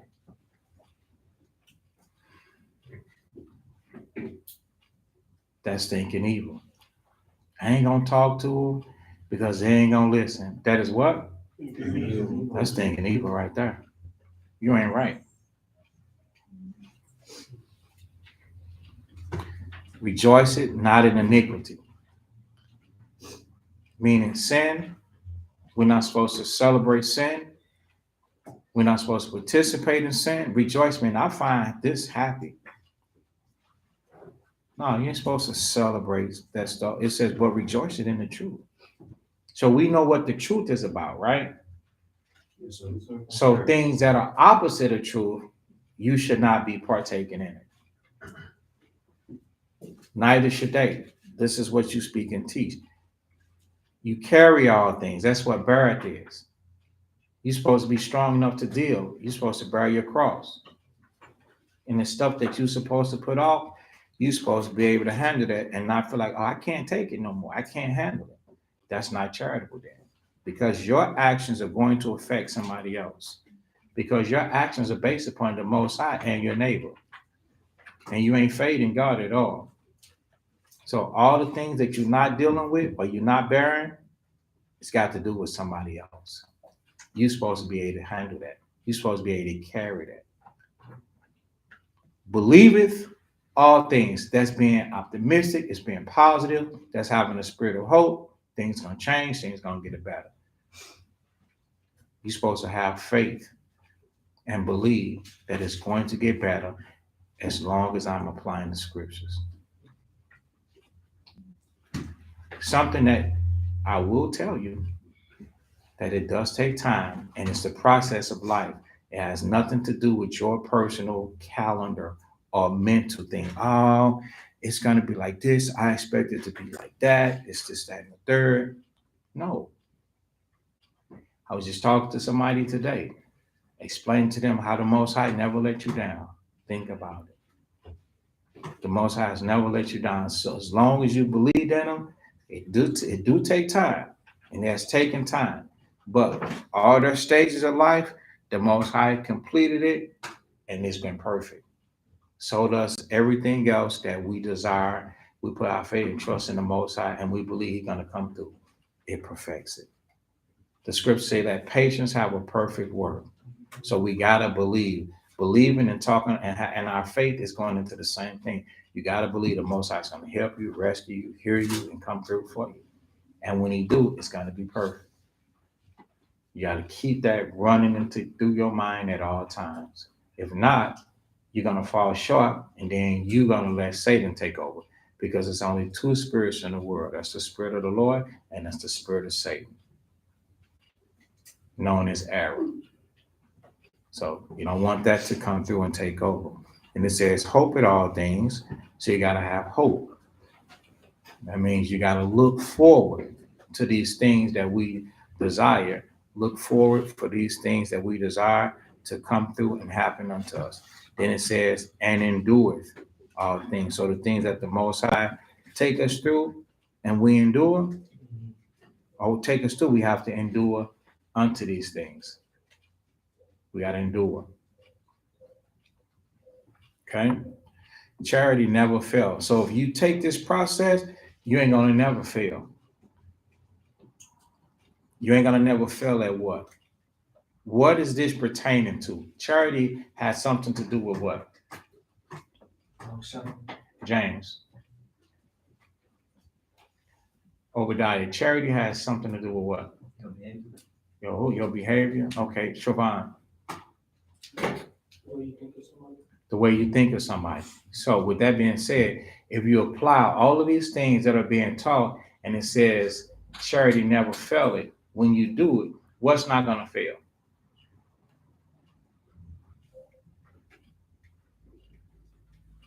Charity. Siobhan, what's not going to fail? Just find ways to put it, words to put it. Use your words. It has something to do with charity. Has everything to do with how you deal with somebody. So if a charity never fails, what is that saying? When the charity never fails, the way you talk to the brother, you do to the brother, it will never fail because you have that charity. Right. You will never fail. Even though your mind is trying to tell you what things are, the mind is trying to cast doubt and cast failure. It ain't gonna work. It's gonna be like this. It's gonna be like that. But that is a doggone lie. If you use the formula and all these ingredients and you make this the recipe, the situation is not gonna fail. You have got to also understand that it's a process of time, and it can be lengthy. It's called long suffering. You can't put a time on it. But when it comes to you, you got to be how, Javon? You got to be charitable. You got to use charity. Because sometimes we might think that if it doesn't happen tonight, the charity is for you to execute and it's for them to see. And when you go through it, they still got to process it, because the outcome is to be reconciled and to be on one accord, and for that person to be pleased, and for that person to know, okay, man, I got real love for you at the end of the day. So whether they figure it out and come back and deal right with you tomorrow, that's on them. But it's not going to fail you. You did it for them. And so that you can show them the way and like, okay, this is the right thing to do. But the thing is, it's not going to fail if you stick with it. If you go outside of charity, then you lose a brother or you lose a sister. Go to the book of Proverbs.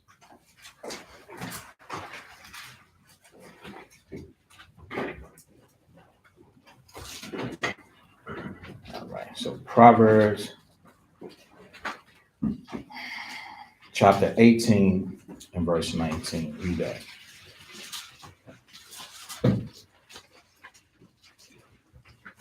Proverbs 18.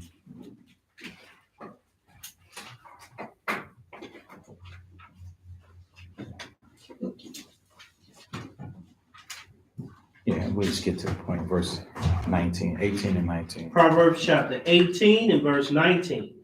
A brother offended is harder to be won than a strong seat. Yeah, a brother offended.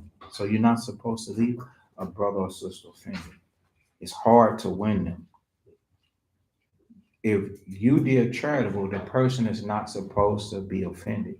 If they are offended, they have to examine themselves. And when they come back, then your charity is supposed to continue to them. A brother offended is harder to win. So you don't want to leave them. You don't want to leave them like that. You don't want to lose them. If you don't deal charitable, he will be offended. Okay, read the next part. And their contentions are like the bars of a castle. That's right. The contingents that come from a person that's offended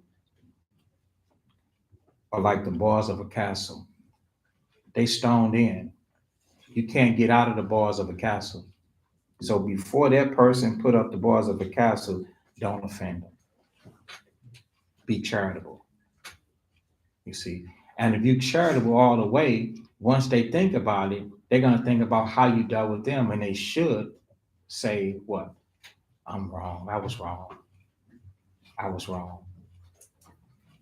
Okay? So let's go back to Corinthians chapter 13. So that's it. I don't want to go into the rest of it.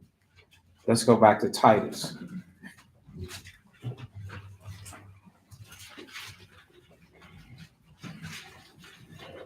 So Titus 2:2, the aged men be sober, grave, under control, that's temperate, sound in faith. That means strong in the faith. That means applying the scriptures constantly, always. Not wavering. Brothers is not supposed to be wavering on the side, fornicating, smoking drugs, lying, stealing from work. No. Fighting, being at odds. No. We got to be strong. We got to be unified so that we can be blessed. Sign of faith and charity and in patience. The aged women, likewise, that they be in behavior as becoming holiness, not false accusers. When a woman falsely accused, another word for falsely accused is lying. Sisters, you're not supposed to take the story and snowball it.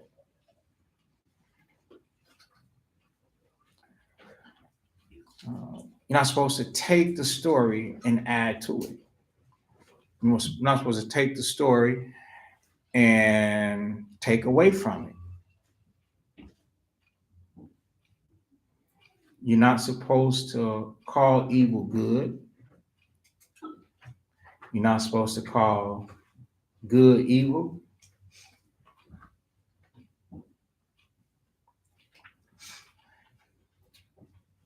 Women,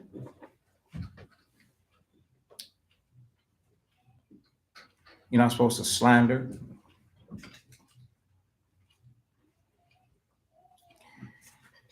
The precept says make baits. You're not supposed to be argumentative, debatable, going back and forth.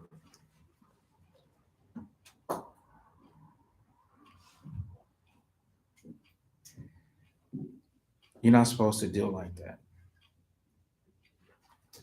Not giving too much wine. Teachers of good things.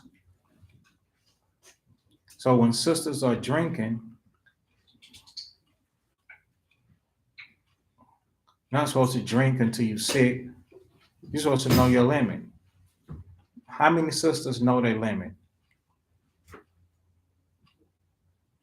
Okay.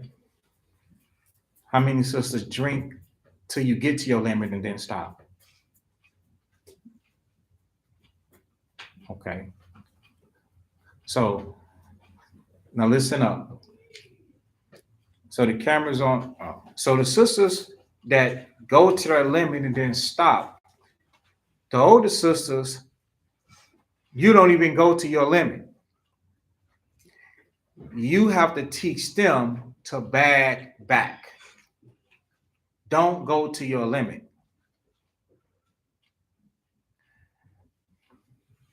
Why?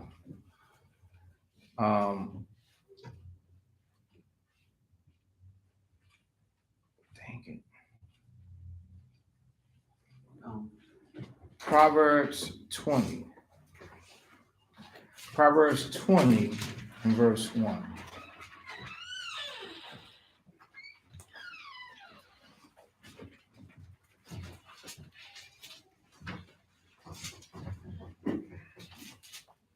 The book of Proverbs, chapter 20 and verse 1. Wine is a mocker. Wine is a mocker. Meaning, wine will make you make a fool of yourself. When you get to your limit, you'll be saying things and they'll be telling you about it later. Things that are not holy. You'll be doing things and they'll be telling you about it later. You'll be feeling things at your limit that you should not be feeling when you're not in the cup. So older women, you've got to be so on top of it to where you can organize and say, hey, it's time to stop.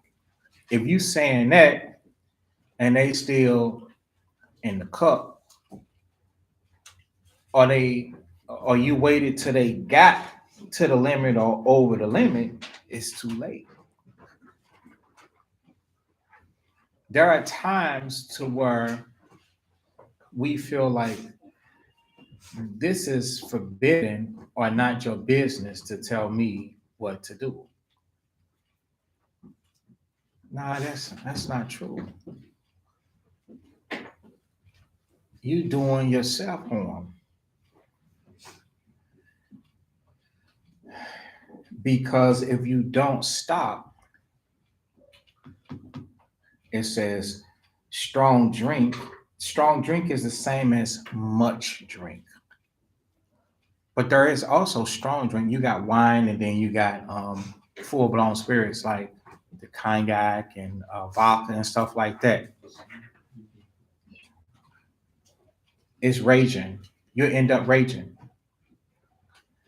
You'll be silly in the cup and somebody will say something to you and Satan gonna show up through the spirit. He's gonna show up and then you offended. And once you do that,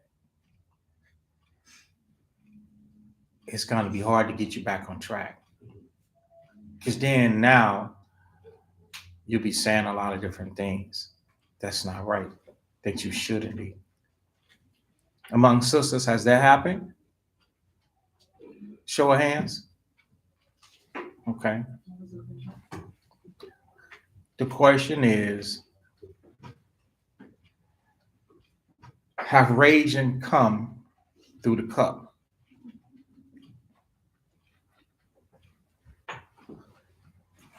Okay.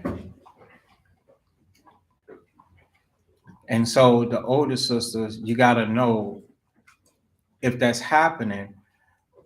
Among us men, we even tell people, we'll judge them out and be like, you shouldn't drink at all. Yes. I'm not there at y'all capades. But if I was there and I saw you in the cup and you had too much cup and you did something wrong, then I'll give you the warning. If I saw that it was excessive and happens again, then that means drinking is not for you. You need to sober up. Because the scriptures do teach us to be sober. Yes. Because I know you think that we don't have the authority to do that, but yes, we do have the authority to do that. Because you poisoning yourself and abusing yourself with a substance that invaded your mind and brought in Satan. And now you're telling us that we can't put Satan out? How not? Go to Ecclesiastes. Get the wine drunk measurably.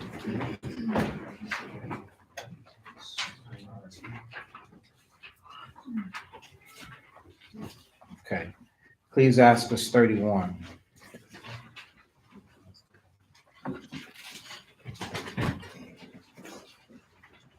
Ecclesiastes 31, we'll start at 25. Ecclesiastes chapter 31 and verse 25. Show not thy valiantness in wine, That means your strength. Go ahead. for wine hath destroyed many. So, sisters, when y'all with one another, you supposed to be stronger mentally, stronger than everybody else. So you gotta be the female shepherd and not be strong, trying to show yourself, oh, we could drink this or we could drink that. We can drink this much. Bottles and bottles, you're popping bottles and bottles, stuff like that. Just because you got the bottle don't mean it has to be finished. They sell it in that amount. I'm gonna drink the whole bottle. I got a bottle to myself. Y'all see these guys out here and hookers out here. Well, just let's not worry about the hookers, but the guys, they be having the whole bottle. You know, when it's sweet in your mouth, but it's gonna end up being bitter because it ends up getting into your bloodstream, too much of it. So much of it all gets into your bloodstream, and then it does something to the brain, man, and it jacks you all up. So you're not supposed to show your strength. And so sisters that are age, meaning with that experience, you're supposed to be able to know that, okay, a drink is enough. We cool. You know, if it was watered down, if it was light and y'all had two, okay, that's fine. I don't know. But then that's it. Drinks and shots and drinks and shots and drinks and shots. That person you're gonna fight tonight because they're gonna be rebellious. Satan is on the way. He's the one bringing the drinks. So you don't have to show your strength in it. Wine, drinking have destroyed many people. So you gotta know that they're trying to keep you from giving place to Satan and from destroying yourself. So who is it that will feel like, oh, you can't tell me what to do? Did y'all ever think that a person shouldn't be able to have that? Be for real. They shouldn't be able to have that voice to tell you to stop. Raise your hand. Be honest. Be honest. Let me see it. Pop it. There you go. Okay, at least once. I'm thank you for your honesty.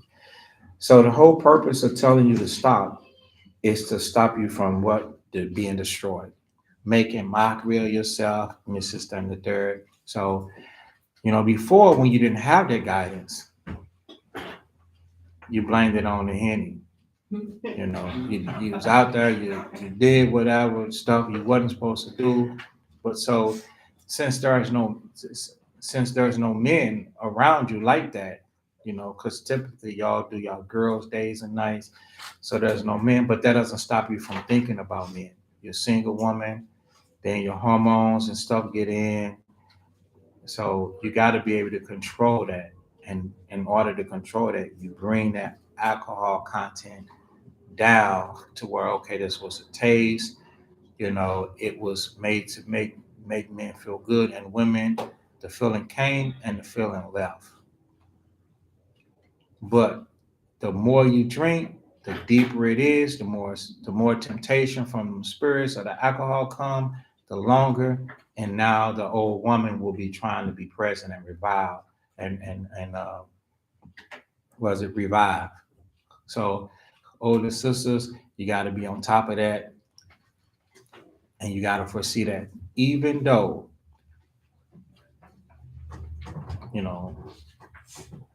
they bought it, y'all ordered or whatever, you got to catch them before they order that number that goes, that's going to put them away. You got to start, using that art of persuasion, the wisdom of the scriptures. We're good.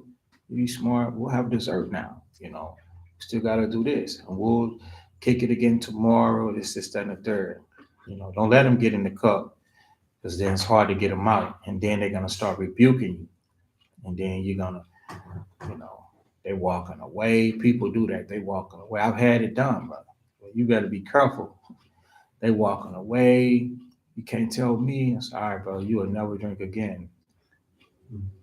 I'll put it out completely, straight up. So because we expect. Check this out.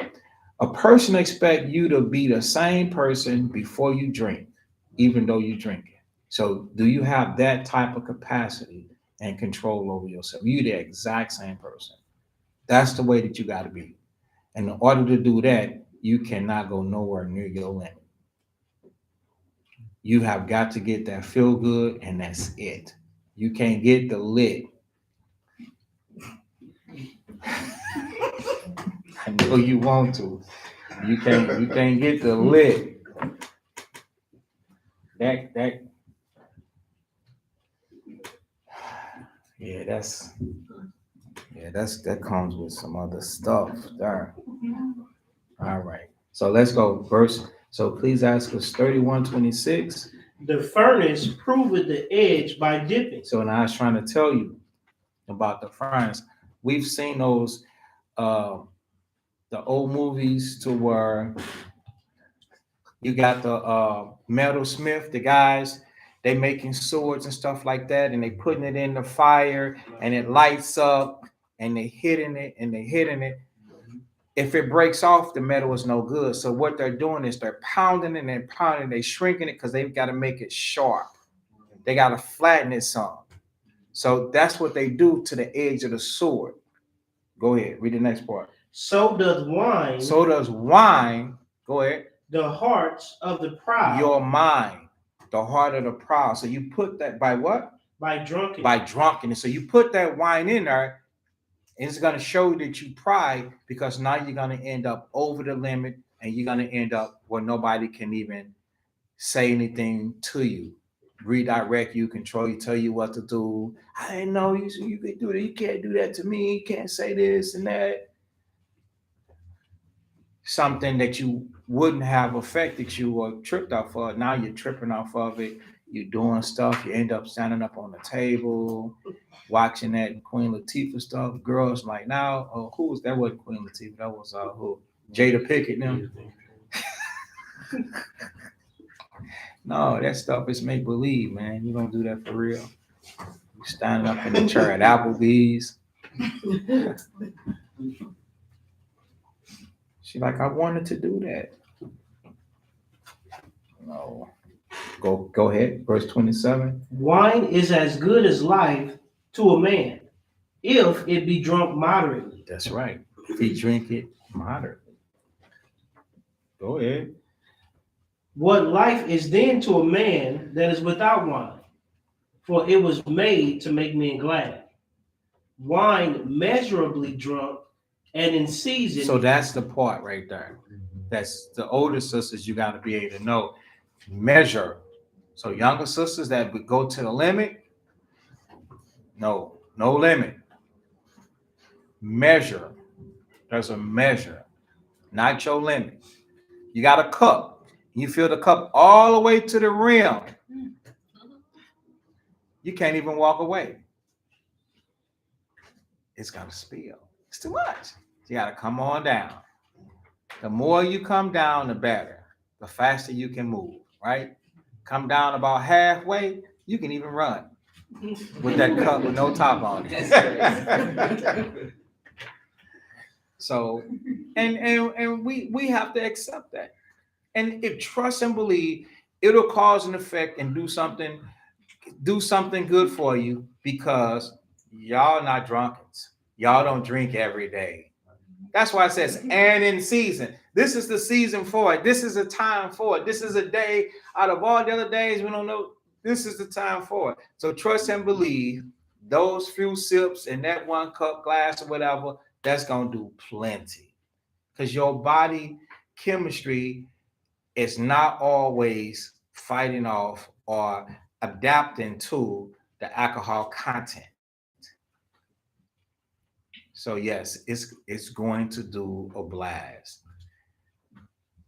When you go over that measure, that's when they're gonna be like, you know, who Jazz was up in here tripping.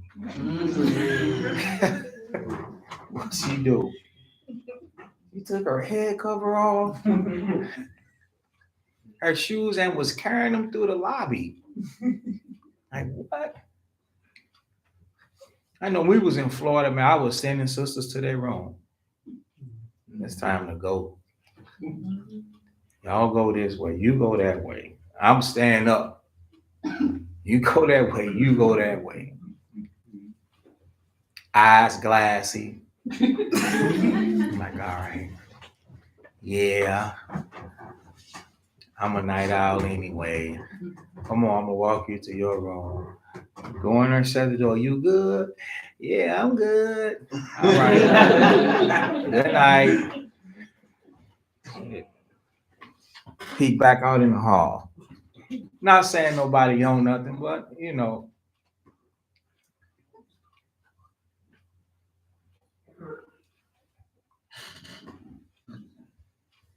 So, for it was made to make men glad. Wine measurably drunken in season, bringing gladness of the heart and cheerfulness of the mind. So yeah, you know, you're gonna be cheerful. You'll be able to enjoy it. But wine drunken with excess, make it what? Bitterness of the mind. So straight up, yeah.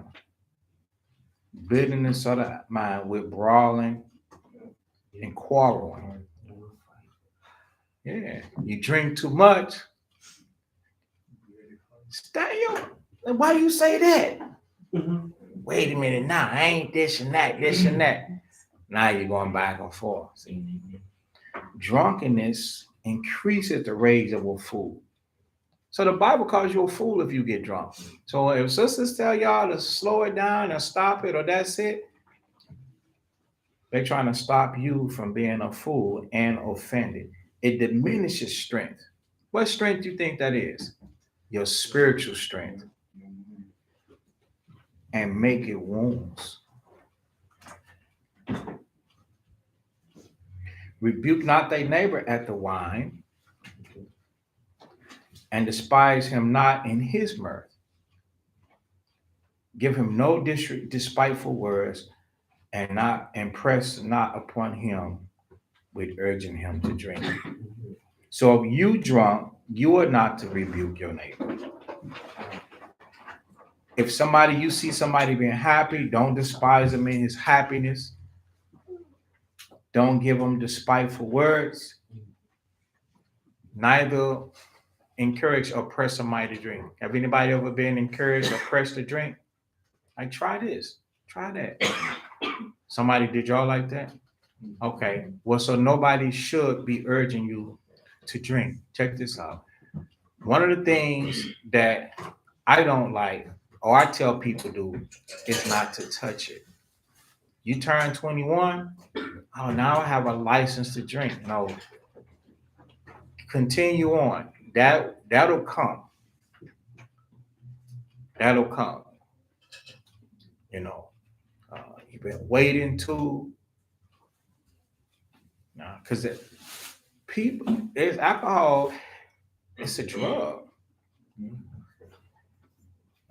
And you could start drinking it, and now that's the new drug for you. You get addicted to it. You get slothful with life. So it'll come. And then if somebody never drank, especially don't introduce them to that. Don't urge them to drink.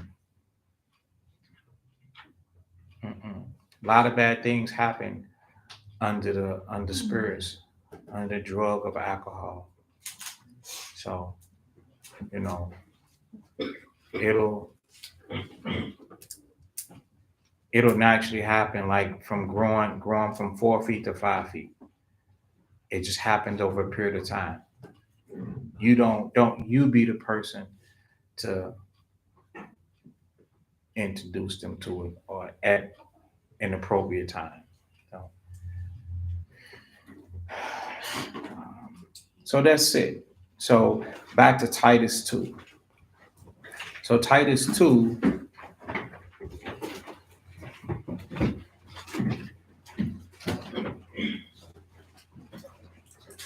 yeah, not giving much wine. Teachers of good things. That's the last part of Titus 2 and 3. That's the life that you live. That's the good stuff.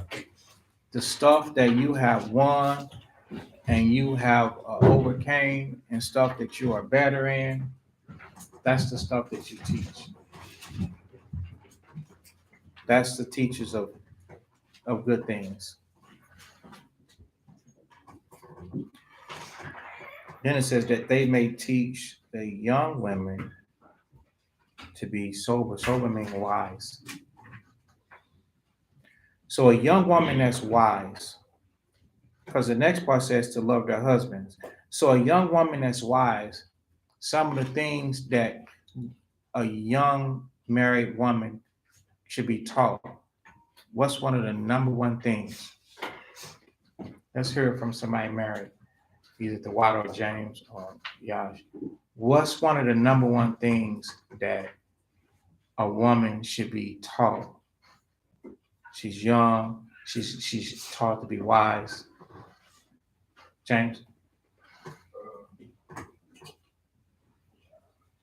I would say, listen. How to listen? Okay. What's that? James. Okay. Yash?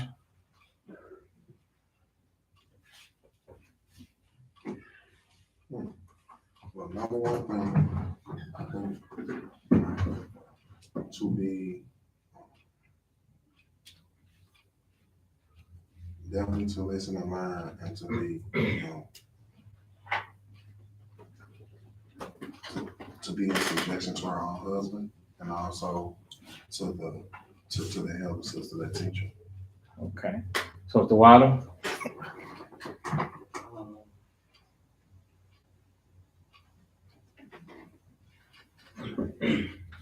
To be in subjection and not to, and to let the husband lead. Okay. So Rocky, you know, he's kind of guilty with an explanation.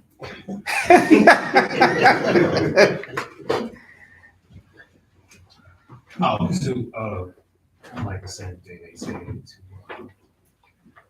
to be in subjection to all of them. Okay. So the number one thing that's even over that is to fear the Most High. That's the number one thing. A lot of young women, they do things not fearing the wrath of the Most High. You have got, if a woman will fear the Most High, she will do the right thing. Before she could do anything for the man, she has to do it suffering wrongfully with conscience towards the Most High. She got to do it for the Most High. If she's doing it for the man, it's short-lived. She'll do it today and transgress it tomorrow. It has to be towards the Most High.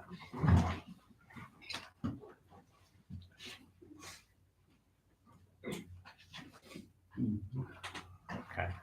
So the next thing, I know it mentioned like, you know, to love their husband. So, but to be wise. Because it's a separation. Teach them to be wise to love their husbands, right? So that we see the separation. So even women that are not married, the first thing that you have got to learn to do is to love the Most High with everything, to where you're going to do it no matter how much it hurts. If you can't do it, no matter how much it hurts because the Lord said to do it, it's going to come a day when you're not going to be able to do it. that day will come. The person will push you to that day, and you will feel like, remember the Most High told Ezekiel in the 3rd chapter, he said, they don't listen to me. So you have got to learn to do it because it's the word of the Most High. It's his word, your Heavenly Father. And yes, you'll have people that's not right. You'll feel like they're not right. They're not getting over, they're getting over. You'll feel like they're getting over. All the above, whatever your mind can create, you're gonna feel some type of way.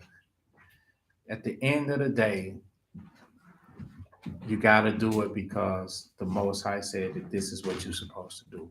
You gotta do it for his sake. So, because it's a law, it's a commandment, it's a statute, it's his way. And you gotta, if there's somebody getting something off, you gotta let them get that off. The wise decision is to do it because the Most High say to do it. And then you to get some understanding on the thing that you're doing. So who, honestly, as a woman, who don't understand that? I live that life in reverse.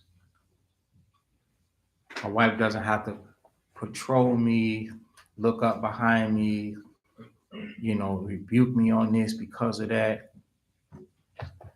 My soberness, it's the same thing in chapter 2. It's the same chapter. It says that the aged man be sober. The very first thing is to be wise. The very first thing, make sure that these guys, they got sound doctrine, that they be wise, that they be vigilant, they be watchful. So everything I do is for the Most High first. And who benefits from it? The woman that I'm married to. If you are wise towards the Most High, a man will benefit from it. But there are if you're not wise towards the Most High now and you still wavering in sin, a man ain't gonna benefit that. He gonna benefit from your good days, but your bad day, he gonna have a problem with. And that one day could spawn a whole just slew of bad days and bad chemistry and regrets and things like that. So you gotta live a life to where there is no, you're subject to have, I know it's gonna seem crazy about bad days. You're gonna fear the Most High and apply the scriptures every day, all day. And when something come up, you're gonna take it, you're gonna absorb it in. Like what we read, not rendering evil for evil, railings for railing, but contrariwise a blessing. You're gonna seek to please. You gotta be like that without a man. And then a man will inherit you. You're gonna be like that regardless. But in order to be like that, you gotta have your emotions in control. Not easily provoked. If your emotions are not in control, you're gonna struggle. Even though you have a good day, a good 2 days, as soon as it's about you, it's gonna be bad. It's gonna go bad. So the number one thing is to love the Most High. You gotta get that through your mind, man or woman. But now we're talking sisters, you gotta love the Most High. And everything you do your whole life.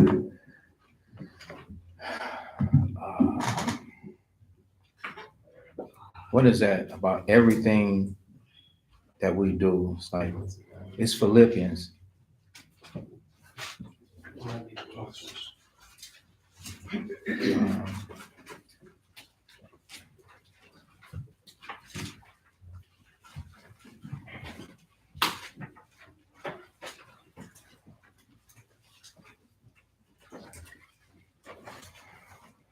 Colossians 3. Okay. Colossians.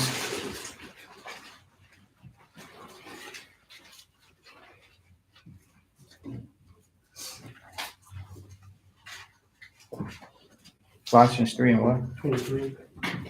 Yeah. Yes, Colossians 3 and 23. Go ahead, you can read that. Colossians chapter 3 and verse 23. And whatsoever ye do, do it heartily as to the Lord, and not unto men. That's right. So everything you do, you got to do it heartily as unto the Most High. Everything. Your whole life, man. Your breath, your application. I'm trying not to get mad because the Most High said he don't want us like that. Wrath work not the righteousness of the Lord. I'm not going to render evil for evil. That's why as a woman, you gotta spend time trying to come out of the situation. As a woman, you have to know that, okay, you don't have the authority to do that. You don't have the strength to do that. The Most High doesn't give you the capacity to be a make-bait, to be an arguing person. You don't have that access denied. You don't have the key to that door. You don't have the code to that program. You're not programmed to be strong like that, to do that, to talk back, to murmur, to whisper, to say things. That's not you. Your thing is to obey the Most High, evaluate the situation. Is it right based upon the word of the Most High? If it's wrong, speak the good, speak what's right, and then don't say nothing. But to go on to be full of words, to go on and on and on, that's not you. And if you rehearsing and practicing that amongst other sisters, you're going to do even worse with a man, because a man ain't going to back down. He ain't going to back down. The scriptures say, get a passage, no water. He going to be all up in your grill, man. Y'all, Satan will be there. He going to provoke you to wrath. You're going to provoke him to wrath. He not going to back down like a woman going to back down. He might even want to flog you, and that's wrong to do. We don't condone that. But Satan had a bishop kill the Lord. So we just, who are we?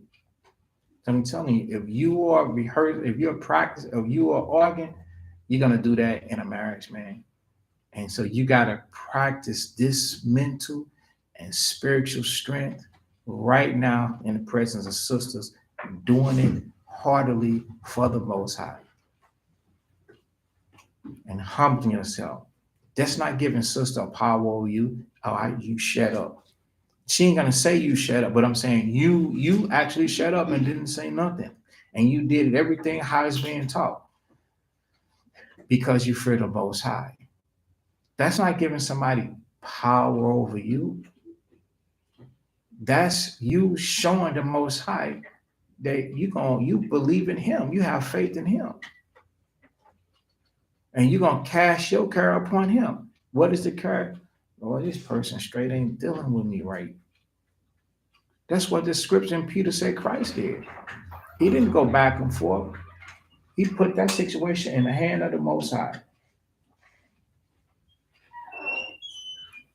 So whatsoever you do it with all your spirit, man, with all your heart, as unto the Most High.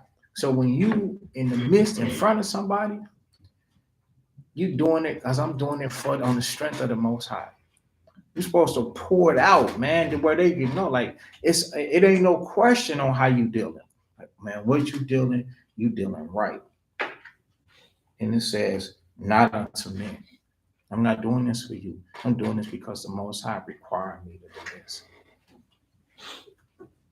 You gotta know that. You gotta brainwash yourself to always do this at all times. There's nothing wrong with brainwashing yourself, meaning allowing your brain to be to wash away the attitude, the stubbornness, the way that you thought was right, and now being renewed in the spirit of your mind. Like, man, okay, that sounds about right. I'm gonna do this for God. I'm gonna do this and then guess what? It's gonna make you a true gem, a true jewel. You're gonna sparkle. You're gonna shine as a woman. Your worth is gonna go up to where you mess around and be the most valuable woman in the city. in the city, because this is not the behavior of women. Women fight like cats, uncontrollable, wild, untamed cats. But a woman, the scriptures say, who can find a virtuous woman? Who? What woman out here is doing it unto the Lord and not for men? Because they believe it. Let you be that type of woman. All these Facebook posts and portraits, a lot of this stuff is fronting, man.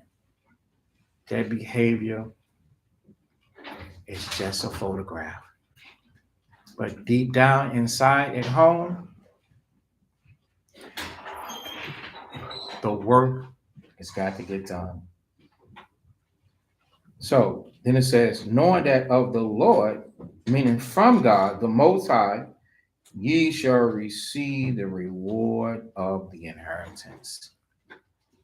So you got to do it because you are going to get the inheritance. It says, for ye serve the Lord Christ. But he that do it wrong. So now this is dealing with the person that does what? That does wrong. So you ain't got to worry about them. What's going to happen with them? Shall receive the wrong which ye have done. So you don't have to worry about paying them back.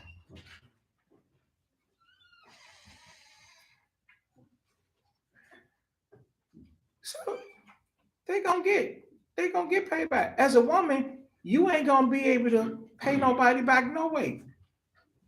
Because men doesn't respect the usurping of authority. So you only hurting yourself twice. Out of the spirit with the man, things are gonna be worse, and then out of the spirit with the Most High, because the training exercise you failed.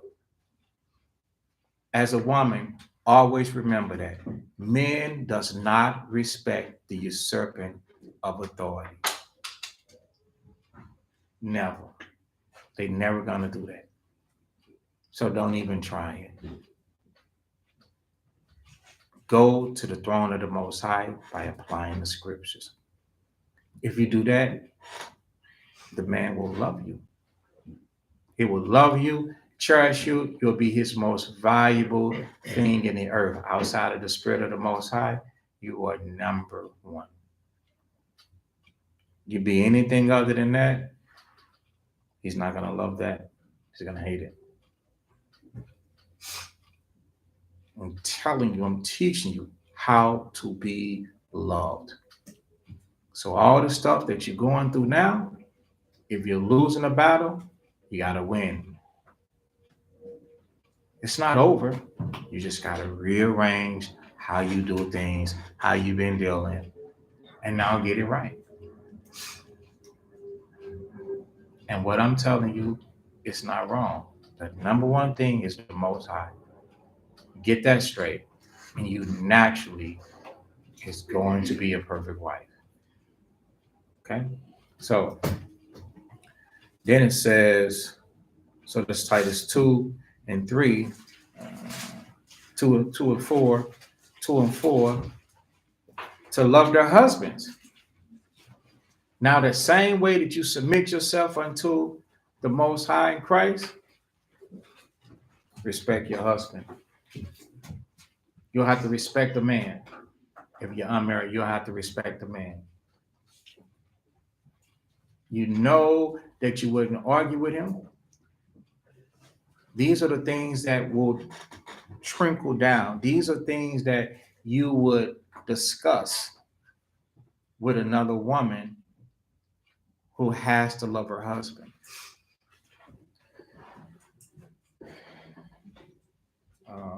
What's that? Ephesians, as unto the Lord, right?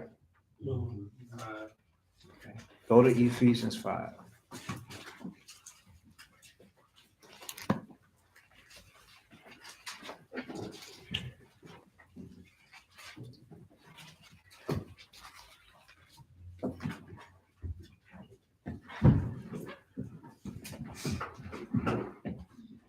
Ephesians 5:24. Therefore, as the church is subject unto Christ. So the church is all the Israelites that's on the face of this earth that chooses to obey the voice of God, the Most High Yahweh,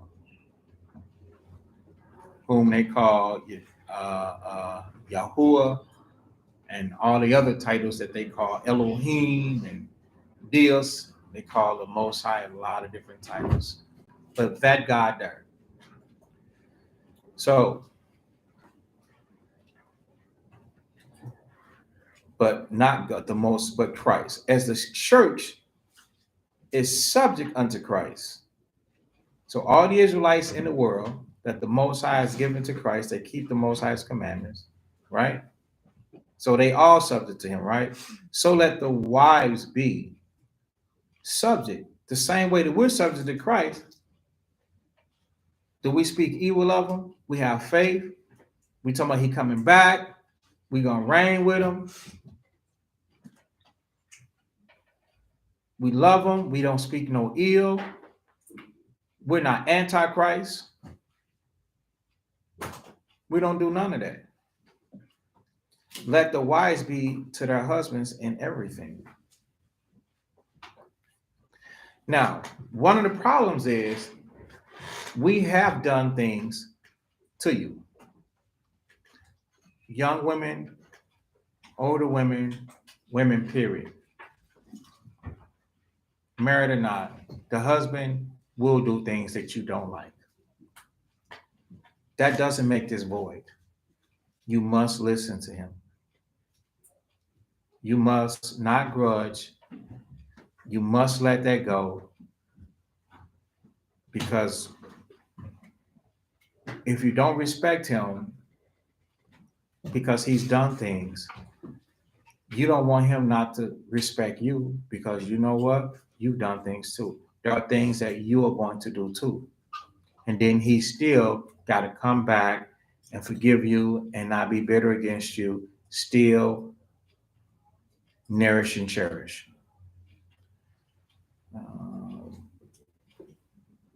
Verse 28, so ought men to love their wives, right? Verse 29, no man ever hated his own flesh, but nourish and cherish it, right? So women, pay attention. You messed up. You said something you shouldn't have said. You did something you shouldn't have did. You were slow to do something. Men don't like when you do things like that. Men don't like it when you do the opposite. When you do it, get it wrong. When you slow to do something, it's a lot of things that men don't like. Like it's a lot of things that we do that you don't like. We still have to stand on order of the scriptures. We still have to love you like we love ourselves. Not hate you, but nourish you. That means continue to feed and build and put into you, and then cherish you. Hold you great. That still has to happen through your mistakes, and put your mistakes behind. So you shouldn't have an excuse or a reason why I'm not going to view him like Christ. I'm not going to love him like as unto the Lord. And that's a commandment. You got to learn to do that. If you are young and you don't process that, do not get married. Because a man is due this. He is due this honor and due this respect. If you don't respect him, you're going to have problems in your marriage. If you are married and you don't do this, you already have a problem in your marriage. It is self-destructing, crumbling down, because Satan is in the midst of it. There's a lot of people, a lot of marriages like that. This woman is individual. This man is individual. They claim to be a couple. It's just a matter of time, man. Y'all cracked, fractured, and split. It's going to come asunder. Because pride, and you won't let the scriptures mend it.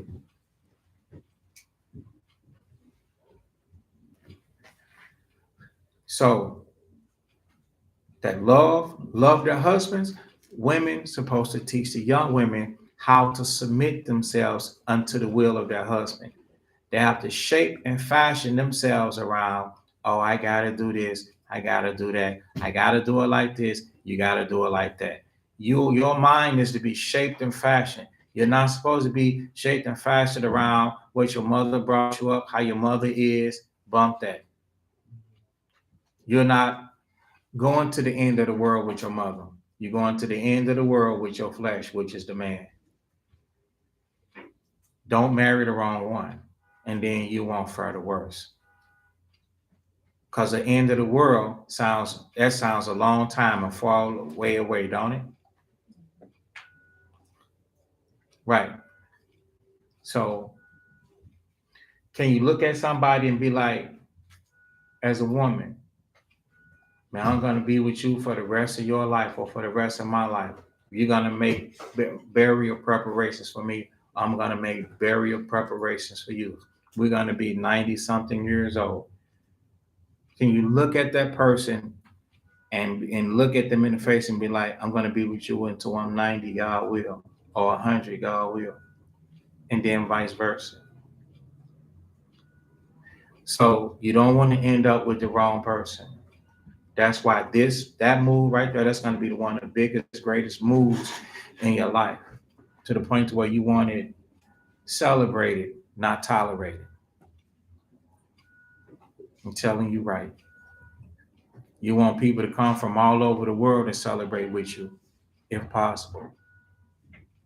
So you got to get that right. And in order for the Most High to bless you like that, you got to be open. You got to be honest with the Most High. You got to deal right, and He'll make all of those things happen and come to pass for you. He'll raise the dead and move a mountain for you.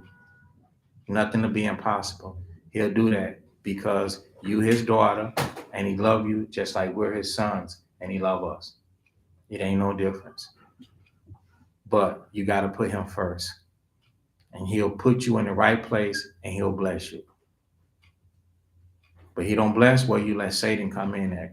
If you're haughty, you're going to be grinding for the rest of your life, fueling, fussing, fighting. Turn it down. Nothing but labor. One build and another tear down. What did they profit? They didn't profit nothing. They just going through life, building and turning it back down because of the disorderliness of the scriptures. You got to accept these scriptures. You got to accept that you was called in this truth and this. And a lot of times you sisters that are married and you didn't learn this, you learning it as you go along. Let the mother sisters learn from your mistake. You tell them, I did this, I did that, I was wrong, yeah, I was rebellious, I was stubborn. Man, it didn't work out. I had to humble myself and do this. Don't do that. Preach your path as a woman. Tell them. Teach your path as a woman. Tell them, no, don't do that. If they don't listen, they're going to find out the way you found out. If they do listen, they can avoid that pothole. Either or, the only way to the perfection is the Most High first, loving Him, and then understanding that you have got to love this brother and you got to deal right by him according to the scriptures. Cannot be fighting them and talking back to him and arguing it. No, it's not his way, it's the way. And that's what the woman has got to realize. The Most High is showing him His blueprint, His plan, His will. And it doesn't need your opinion unless the man asks. Because that's when the Most High would be like, okay, ask the woman. Other than that, go along, for better, for worse. The high road, the low road. Go along with it.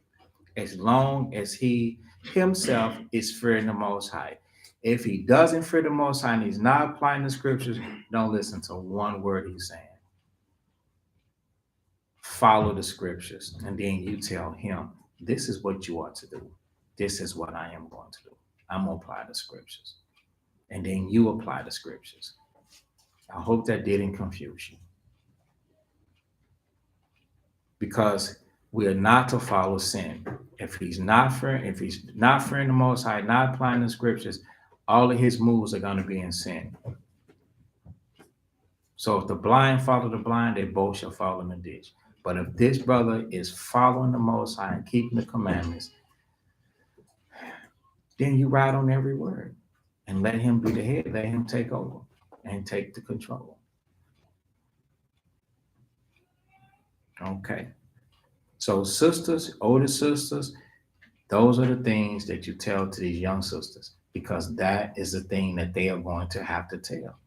Remember, Christ said the harvest is truly great. People gonna be coming in from now. The Most High is this Ezekiel 37 happening. We're waking up all over the world. You're gonna have so many people repenting, so many people. They're gonna have questions. They're gonna be asking, how do I love the Most High? They're not just gonna be asking how we Israelites. The Most High's got that down. They learned that. How do I keep the commandment? More than how do I keep the Sabbath day? They're gonna be trying to come away from out among them, like you did. You know, how do I put my faith and trust in these people? Now, your faith and trust in the Most High. Prove a friend. Prove them. Don't think evil. You teach them about charity. Teach them about this. Teach them about that. Teach them how to. This is an awakening. Paul was teaching Titus about an awakening. The same thing that the Most High is through the Spirit is trying to teach you how to deal with the awakening. People out there cheating on each other, flirting with sin. Women with guys' phone number, they ain't did nothing but, my friend. You can't have no friends. Genesis is your friend. Leviticus is your friend. Numbers is your friend. Deuteronomy is your friend. Joshua is your friend. 1st and 2nd Samuel is your friend. Then the Most High give you another friend. All right? A friend that's continually keeping the commandments.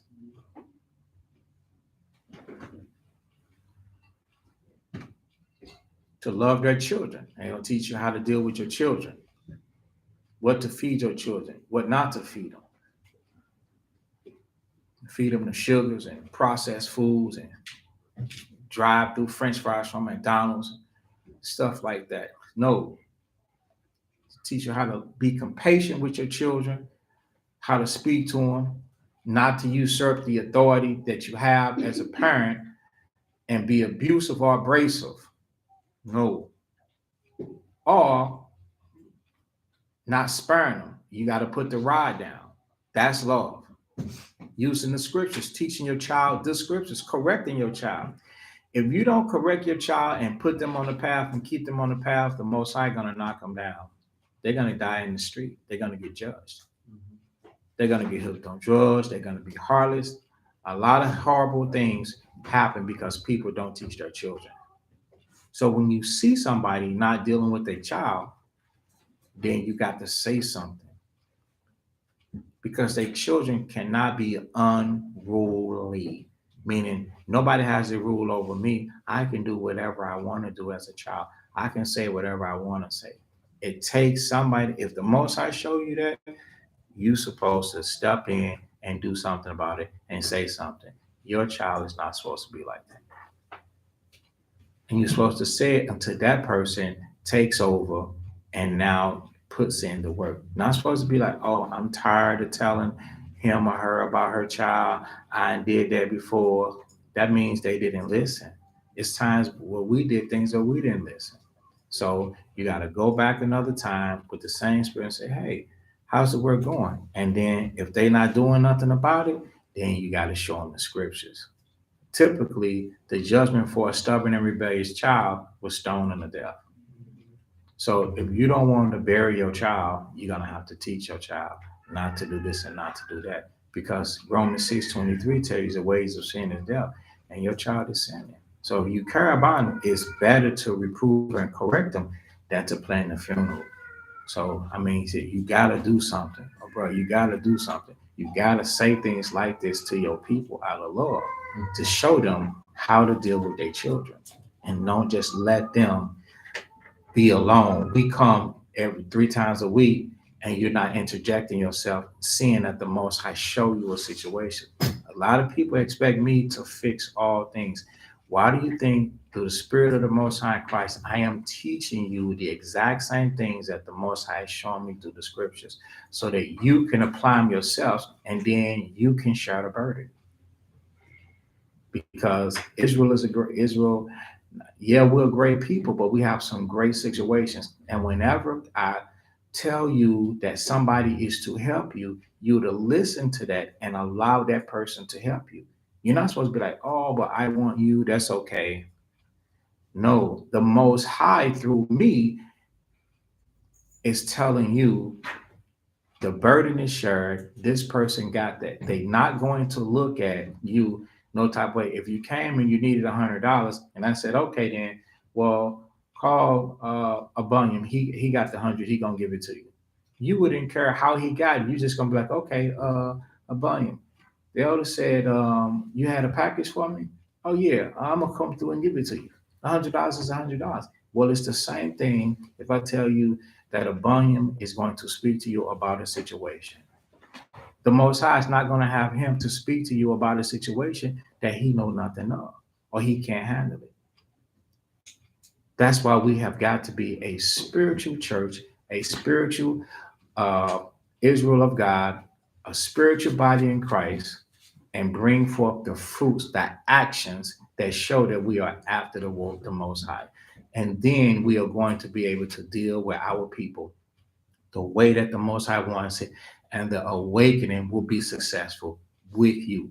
It's going to be successful regardless. The thing is, you want to be a part of it. People has always wanted to be a part of the revolution, but without being a part of the revolution. No, you're going to have to work the revolution.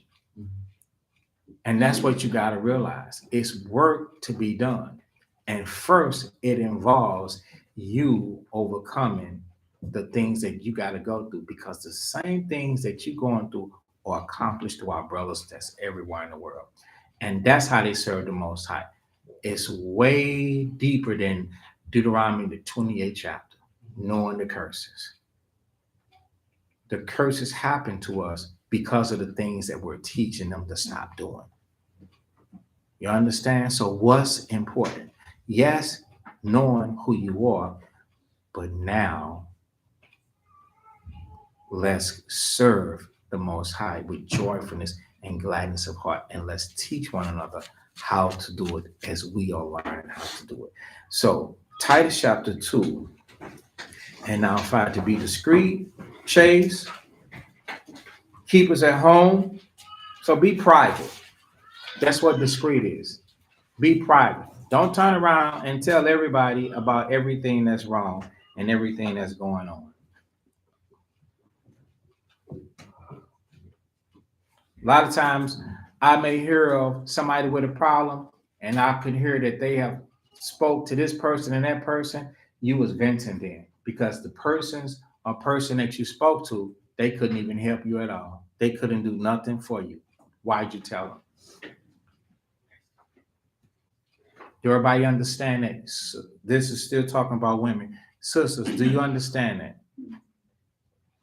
Why tell somebody that cannot help your situation? You are venting in feelings. It doesn't have to be a negative feeling of anger, but you are just expressing yourself, your business. That's not for everybody. That's what being discreet is about.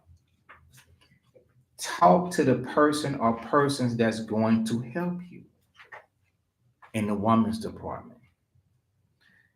Chase. As a young woman, you should not be in your feelings or in your emotions or trolling or things like that. It causes unnecessary arousals. You got to abstain from fornication, sexual activity. You got to keep yourself pure. You cannot do that if you flirting with sin and temptation.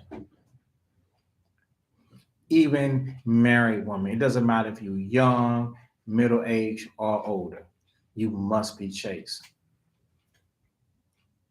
Now, if you think it's crazy, flirt with sin, fornicate, be ejected.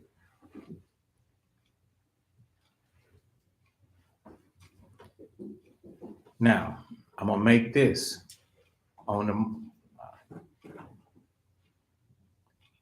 We've seen children abuse themselves because they are a child. You're an adult and you abuse yourself, you get rejected. Those you in time past, you might have been like, how did such and such escape judgment?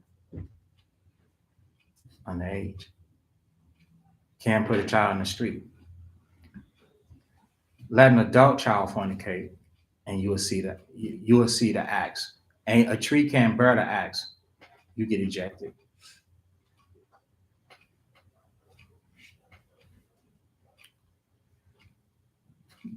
Don't tempt the Most High. As a woman, you must abstain from fornication and sexual activity until you are married. It's serious as blowing your brains out.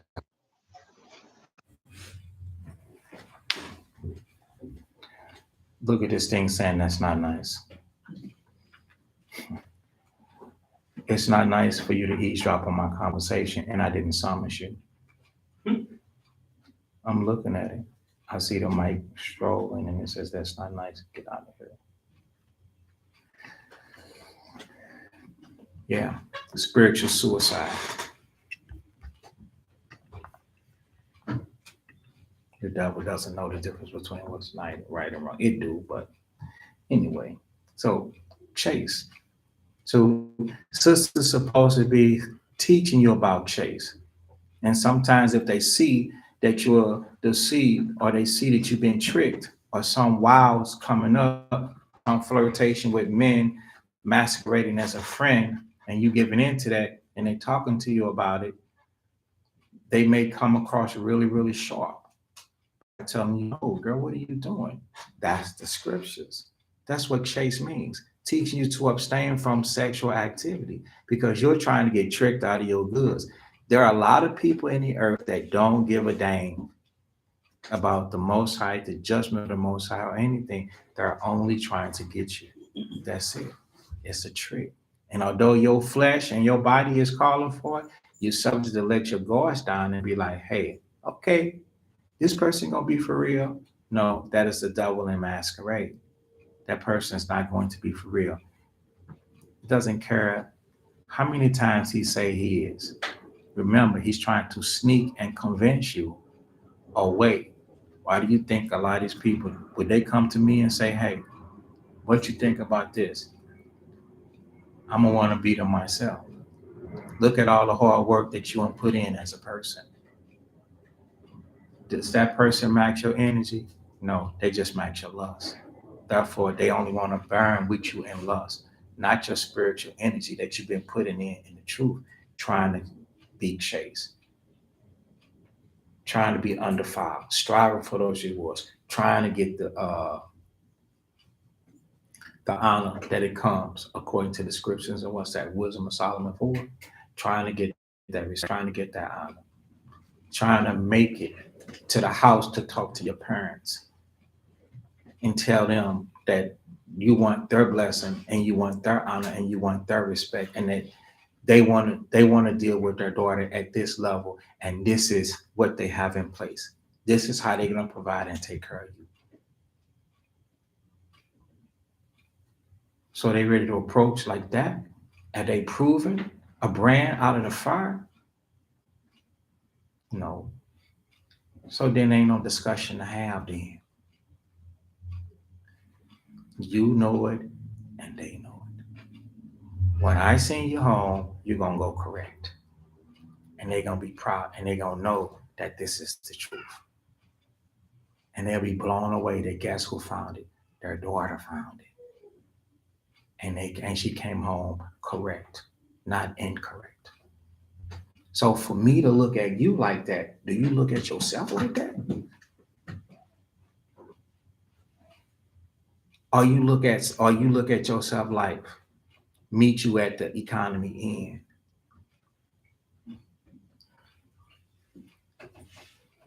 Sneak on the phone, nobody can see because I got the black screen. Call me, I get out of church about 10. How do you look at yourself? Because what I just described was something great. That's how the Most High sees it. How do you see it? That's what the women should be telling you. When they telling you that, they telling you right. Don't let nothing or nobody trick you out of that. That's a crown. You know, the tiara, that's what that is.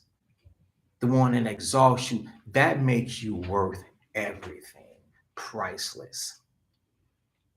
So nobody, even though you have emotions like every other woman on this earth, you gotta be temperate in all things. You gotta be able to control your emotions and your thought process to where you wash it, you purge it, you get it out to where you know that it's gonna be time in a day where the Most High will bless you.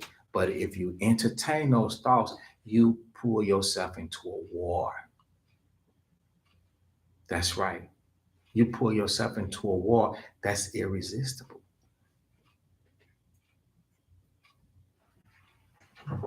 This guy, that guy, this picture, that picture, this video, that movie. You don't want to pull yourself into that war. So you gotta starve yourself out so that you can win in the end.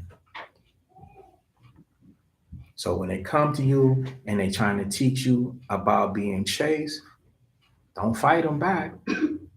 They doing it for your good because they have your best interest in hand. Don't play Russian roulette where it's a bullet in every chamber. Yeah. So keepers at home, when they tell you about your house, don't be mad at them. If your house is dirty, dishes dirty, room is dirty, the floor dirty, the house smelling, don't be mad at them because no man likes a dirty house. And a woman's job. You see, it didn't say nothing up there with men about keepers at home. That's a woman's job. Men, we call it trifling. This woman is trifling. This woman is dirty. If you got a dirty house as a single woman, you're going to have a dirty house as a married woman. It's going to be twice as bad because now you add more souls on top. You add the man in his dirty clothes. He's going to be wanting you to wash those clothes. Now there's a child. Now you got dirty clothes, your dirty stuff, his dirty stuff, the baby dirty stuff, and poop diapers that's stinking in the kitchen or on the floor next to the bed.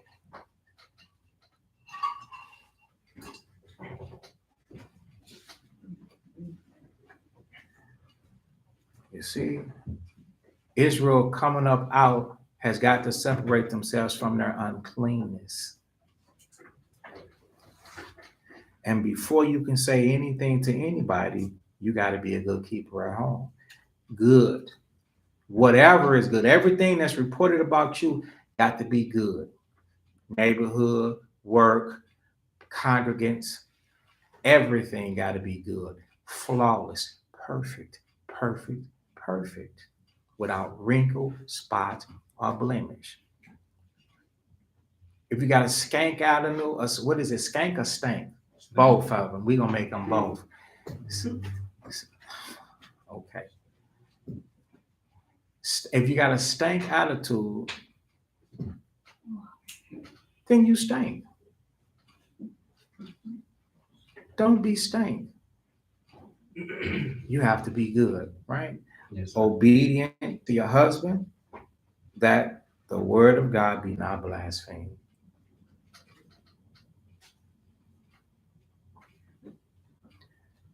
People will literally look at the woman and speak evil of the truth. Guess what, brothers? People will literally look at you as a man and speak evil of the truth.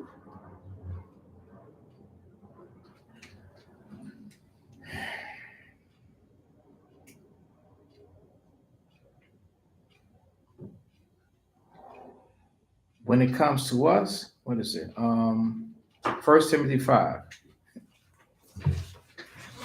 cause people to blaspheme.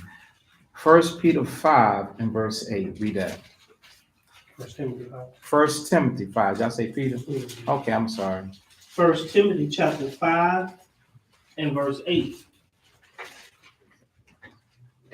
But if any provide not for his own, and especially for those of his own house, he hath denied the faith. Right. So if they see you not providing for your own, especially of his own house, meaning his flesh, you deny the faith.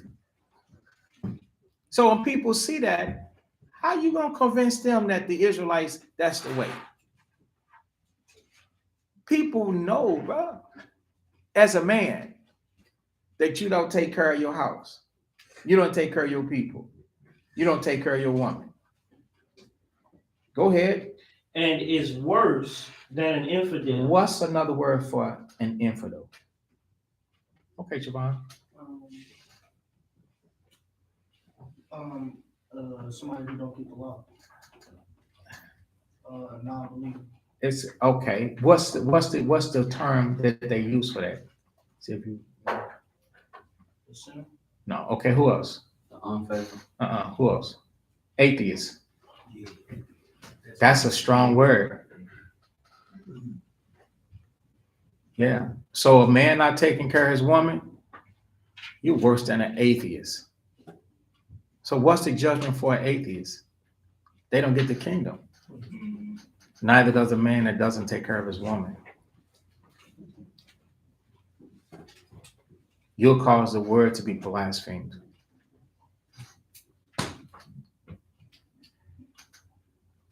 Cannot rely and depend on a woman. She can help. You can't make the woman work the woman like that. She's the main source of income. No. You're lousy for that. No. Give me my words back.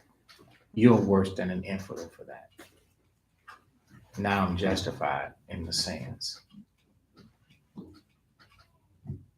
And that's not good. Sisters, don't put yourself in no situation to where you looking first. Always ask. Don't be afraid. You know I'm gonna say.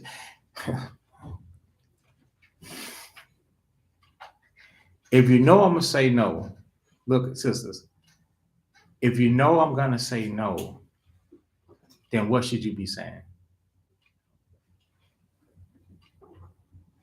You should be saying no too, before it even get to me.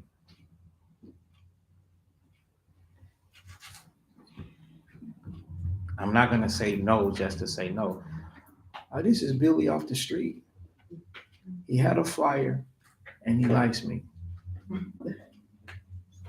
But I know that Shem is gonna say no, I leave him alone, I shouldn't talk to him, I shouldn't get to know him, this and that, this and that.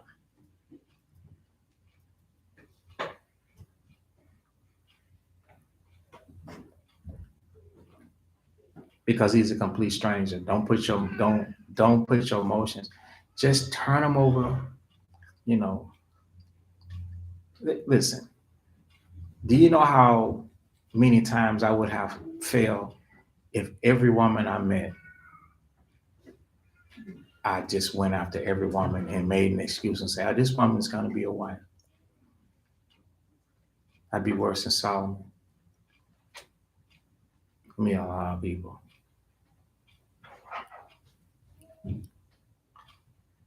And my mind tells me, no, that's not what that's for.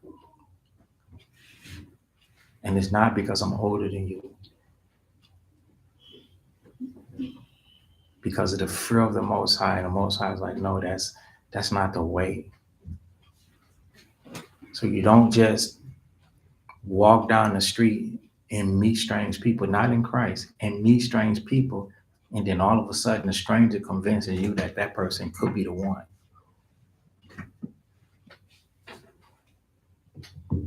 See that mic right in my face, bro. This is it right here. Yeah, you don't just walk down the street and meet strange people, and then your mind process and tell you that could be the one. That's what we did at bars under the influence.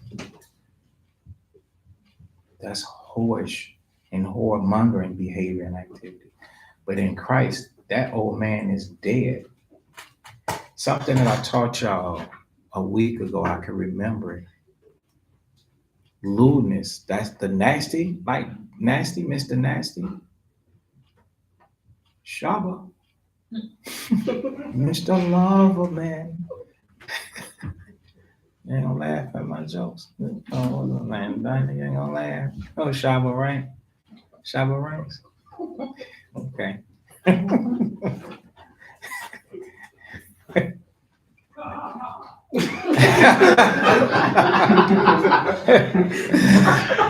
so listen though, right?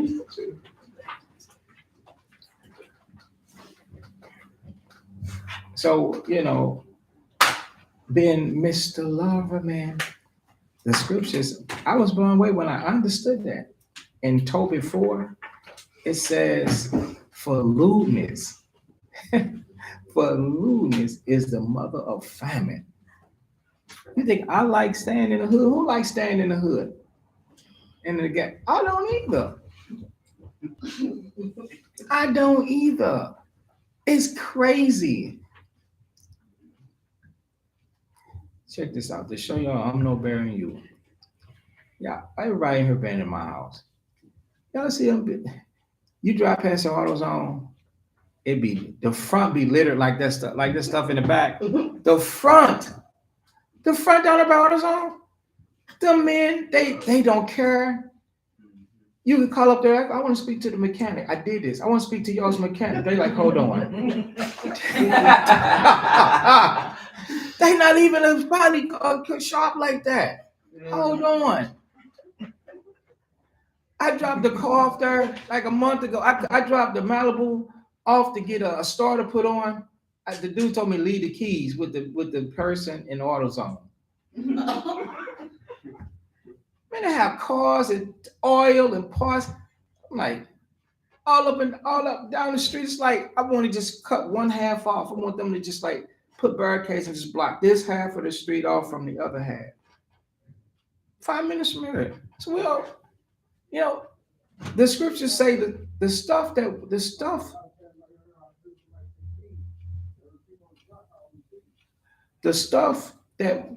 we do, the scripture, that's the mother of famine. That's the reason why, man, we in famine. We in hardships and decay. And grade 1. Like, no, I ain't doing that. I don't want things to get worse. So let that, when I taught that, I could feel it, but I don't know if you let that be a lesson. See, as a woman, you got to learn to turn them men down. You got to learn to turn your thoughts down. Because if they all up in your face, you in the midst of temptation, man. You should learn to turn their thoughts down and prepare yourself for one. And a woman is supposed to have one man to her life. Yeah, that's right. It all mean everywhere to repent. And ain't no virgins in here but these children, the young babies. So whatever chance and time you had, shit, that was your mess up. You ain't got no more messes. You can't make no more messes. So what you doing?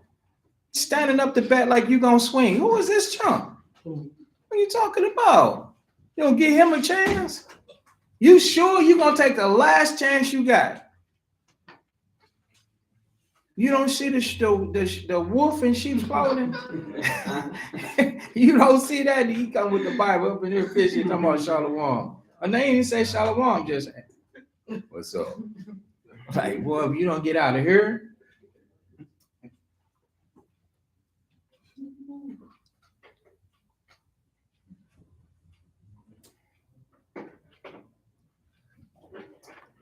All right, so we're gonna find a stopping point. The scriptures say that the word of the Most High be blasphemed. So y'all gotta be sharp so that the word, so nobody's talking evil about the truth. Y'all sisters mess up. Remember who I'm trying to send you back. Who I'm trying to send them back to. Send them back home. Correct, right? Yes, sir. Get out here and get it wrong, and they're gonna start cussing us out. They're gonna say, "Oh, that's wrong," especially if the scriptures say that the fornicator gotta go. They're gonna blame us. Cuss, oh, this that man. I told you he wasn't this. I told you he wasn't that. Y'all parents think that y'all supposed to be out here fornicating. Are you supposed to be out here? You can, oh, you see, can be able to do whatever you want to do. Who says he can't do shit? Who he said this and this and that? They don't know the faith that we have is a strict faith in the Most High, and that everybody is trying to do right. The thing that you believe in. And now we get railed and blasphemed on because you do the wrong thing. Don't cause the word of the Most High to get blasphemed on. The same standard in the scriptures, me and all the rest of these brothers, we ought to adhere to the same standard.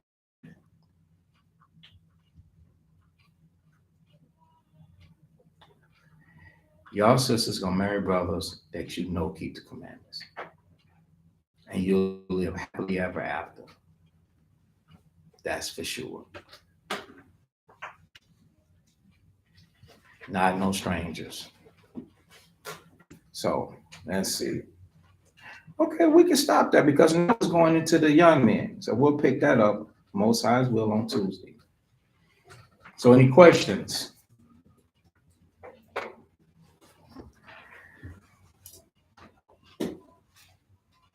I can hear somebody.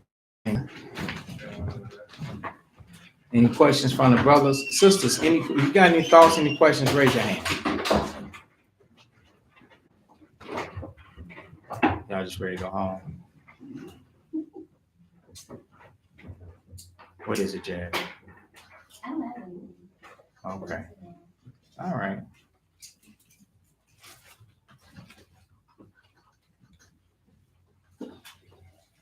What about my older sisters? Any questions?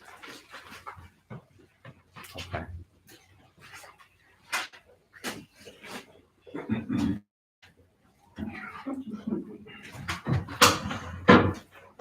Dinah?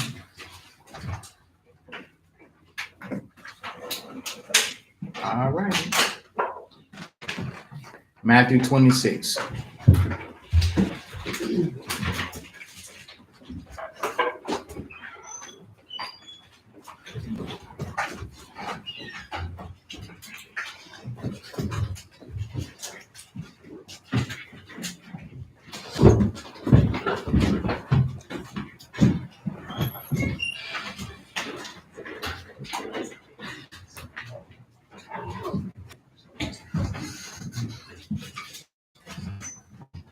The book of Matthew, chapter 26, and verse 6.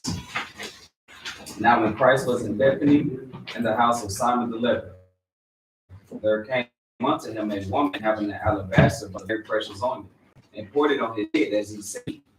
But when his disciples saw it, had indignation, saying, to what purpose is this waste? For this ointment might have been sold for much and given to the poor. When Christ understood it, he said unto them, why trouble ye the woman? For she hath wrought a good work upon me. For ye have the poor always with you, but me ye have not always. For in that she hath poured this ointment on my body, she did it for my burial. Verily I say unto you, wheresoever this gospel shall be preached in the whole world, there shall also this that this woman had done be told for her memorial. So I want to give all praises to the Most High, and send Mary with a humble and contrite spirit to comfort Christ before his burial. And the Lord said, whatsoever this gospel is to be preached, this too that the woman had done, be told for her memorial. The book of 1 Corinthians, chapter 11 and verse 23.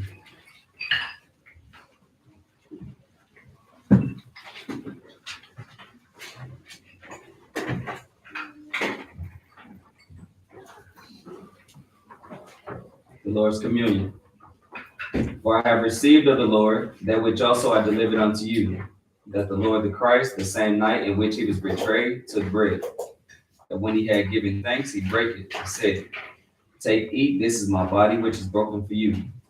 This do in remembrance of me.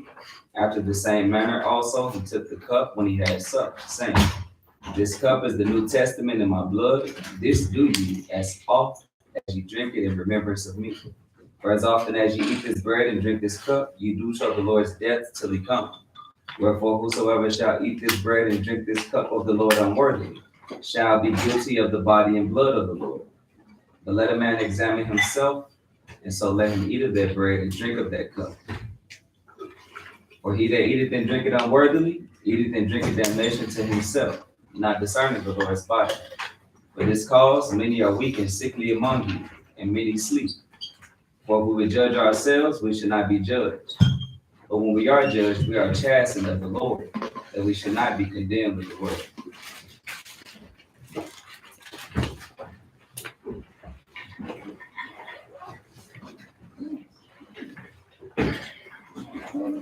Hey, Jazz, how the conference call going? I'm alone tonight.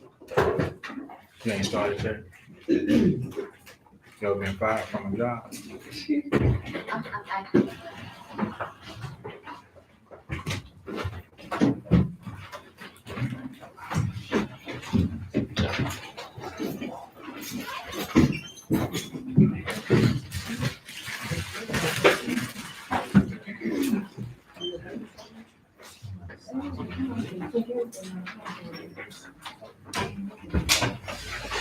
Okay, Israelites, please remember to take your items home after Sabbath.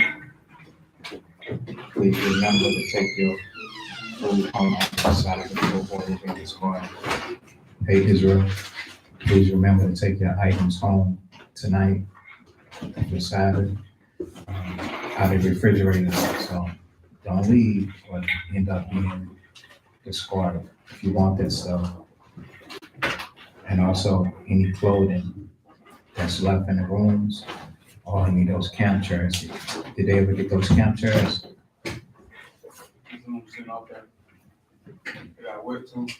Okay, so that means nobody wants them. You got camp chairs in the back, take them home tonight.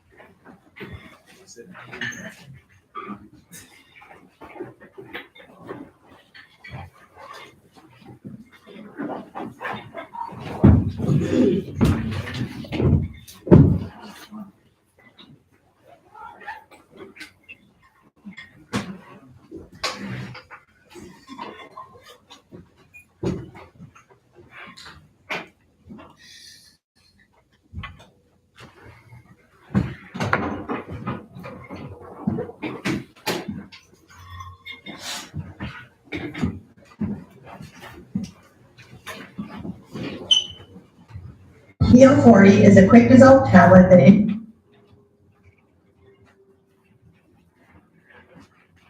Benefits of nitric oxide. We get closer, closer to the end. Get closer to the second coming. The blood of the king, blood of the king, blood of the king, blood of the king, blood of the king, blood of the king, blood of the king, blood of the king, blood of the king, blood of the king, blood of the king. Wish I could walk with him, wish I could talk with him. They did him awful, but it was awful. Curse is the man that ain't on a tree. He was made a curse for you and me. Blood of the king,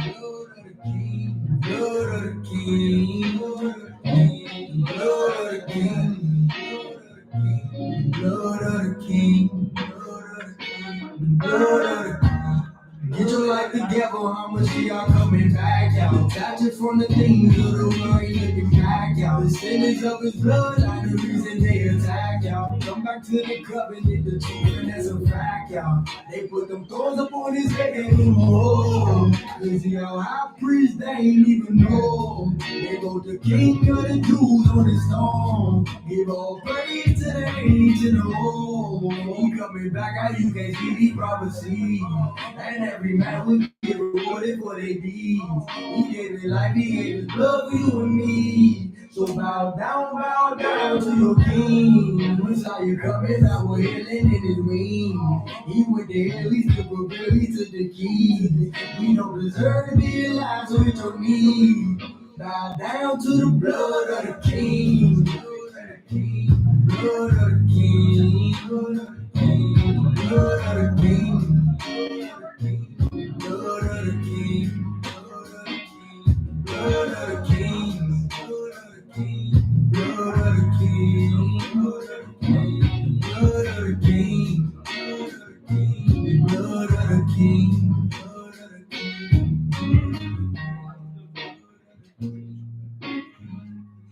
Blood of the king.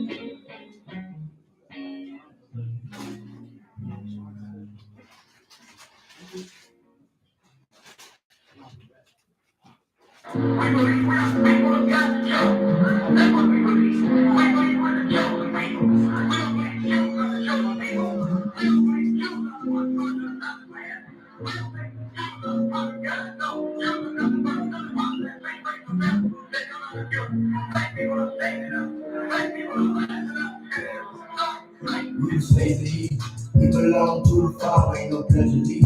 Don't just celebrate that killing that he didn't need. Don't to keep the holy days, don't be like the heat. Said that for a reason. We in Babylon, coming back without a warning like an avalanche. Think you gon' keep hurting people who ain't having all. All praise to y'all, you amazing y'all. That's why I'm thanking y'all. I got this fire. He said, won't you celebrate the killing that he did back in Egypt? That's right. That's it.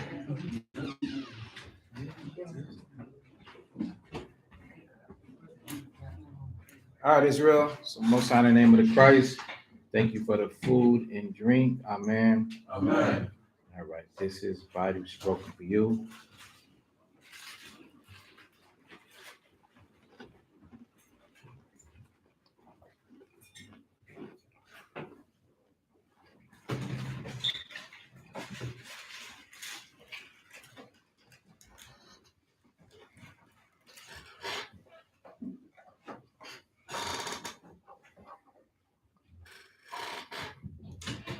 All right. This is blood.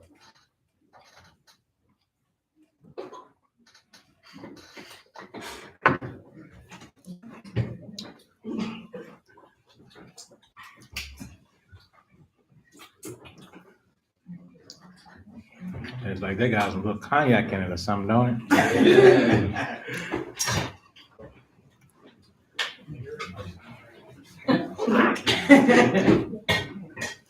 Did you know that there's a simple combination? All right, so that's it. Let's go. We'll stand and face Jerusalem. They're around for the prayers.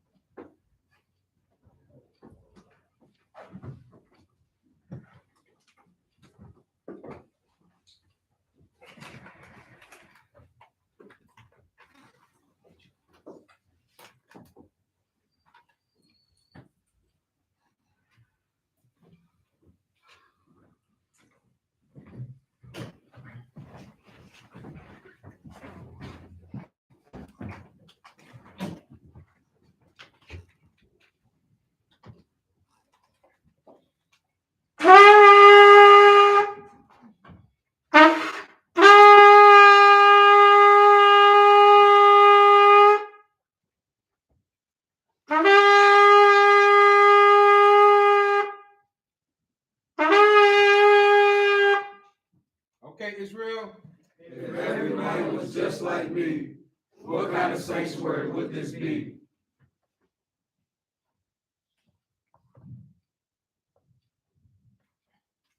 The Lord's Prayer, Matthew 6 and 9. Our Father which art in heaven, hallowed be thy name. Thy kingdom come, thy will be done in earth as it is in heaven. Give us this day our daily bread, and forgive us our debts, as we forgive our debtors. And lead us not into temptation, but deliver us from evil. For thine is the kingdom, and the power, and the glory forever. In Christ's name we pray, amen. Amen. The labor's prayer, Luke 10 and 2. Therefore said he unto them, the harvest truly is great, but the labors are few. Pray therefore the Lord of the harvest, that he will send forth laborers into his harvest. Bless you, Most High, King of heaven and earth, and all things, Most High, in the name of the Christ. Send more disciples and teachers to your harvest to gather your people Israel, and send counsel behind your laws to stand before thy people Israel. Give to us strength to break down our lives with thy word. In Christ's name we pray, amen. Amen. The blessing of Israel, Numbers chapter 6 and 24. Children of Israel, the Lord bless thee and keep thee. The Lord make his face shine upon thee and be gracious unto thee. The Lord lift up his countenance upon thee and give thee peace. In Christ's name we pray, amen. Amen. Okay, children of Israel, bless one another. Most High name of Christ bless you all.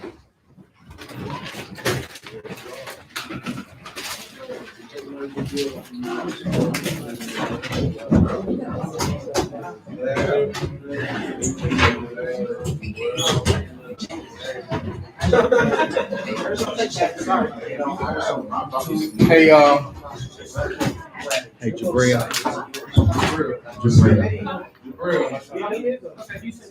Since y'all two talking, can y'all go get those chairs and sit them on the front so that they can see them? Please don't forget to get your items, your Sabbath items. Probably, so you can ask why they might. No, they unlocking it. They unlock it. All right, Israelites, Shalom, Most High in Christ, bless, good night.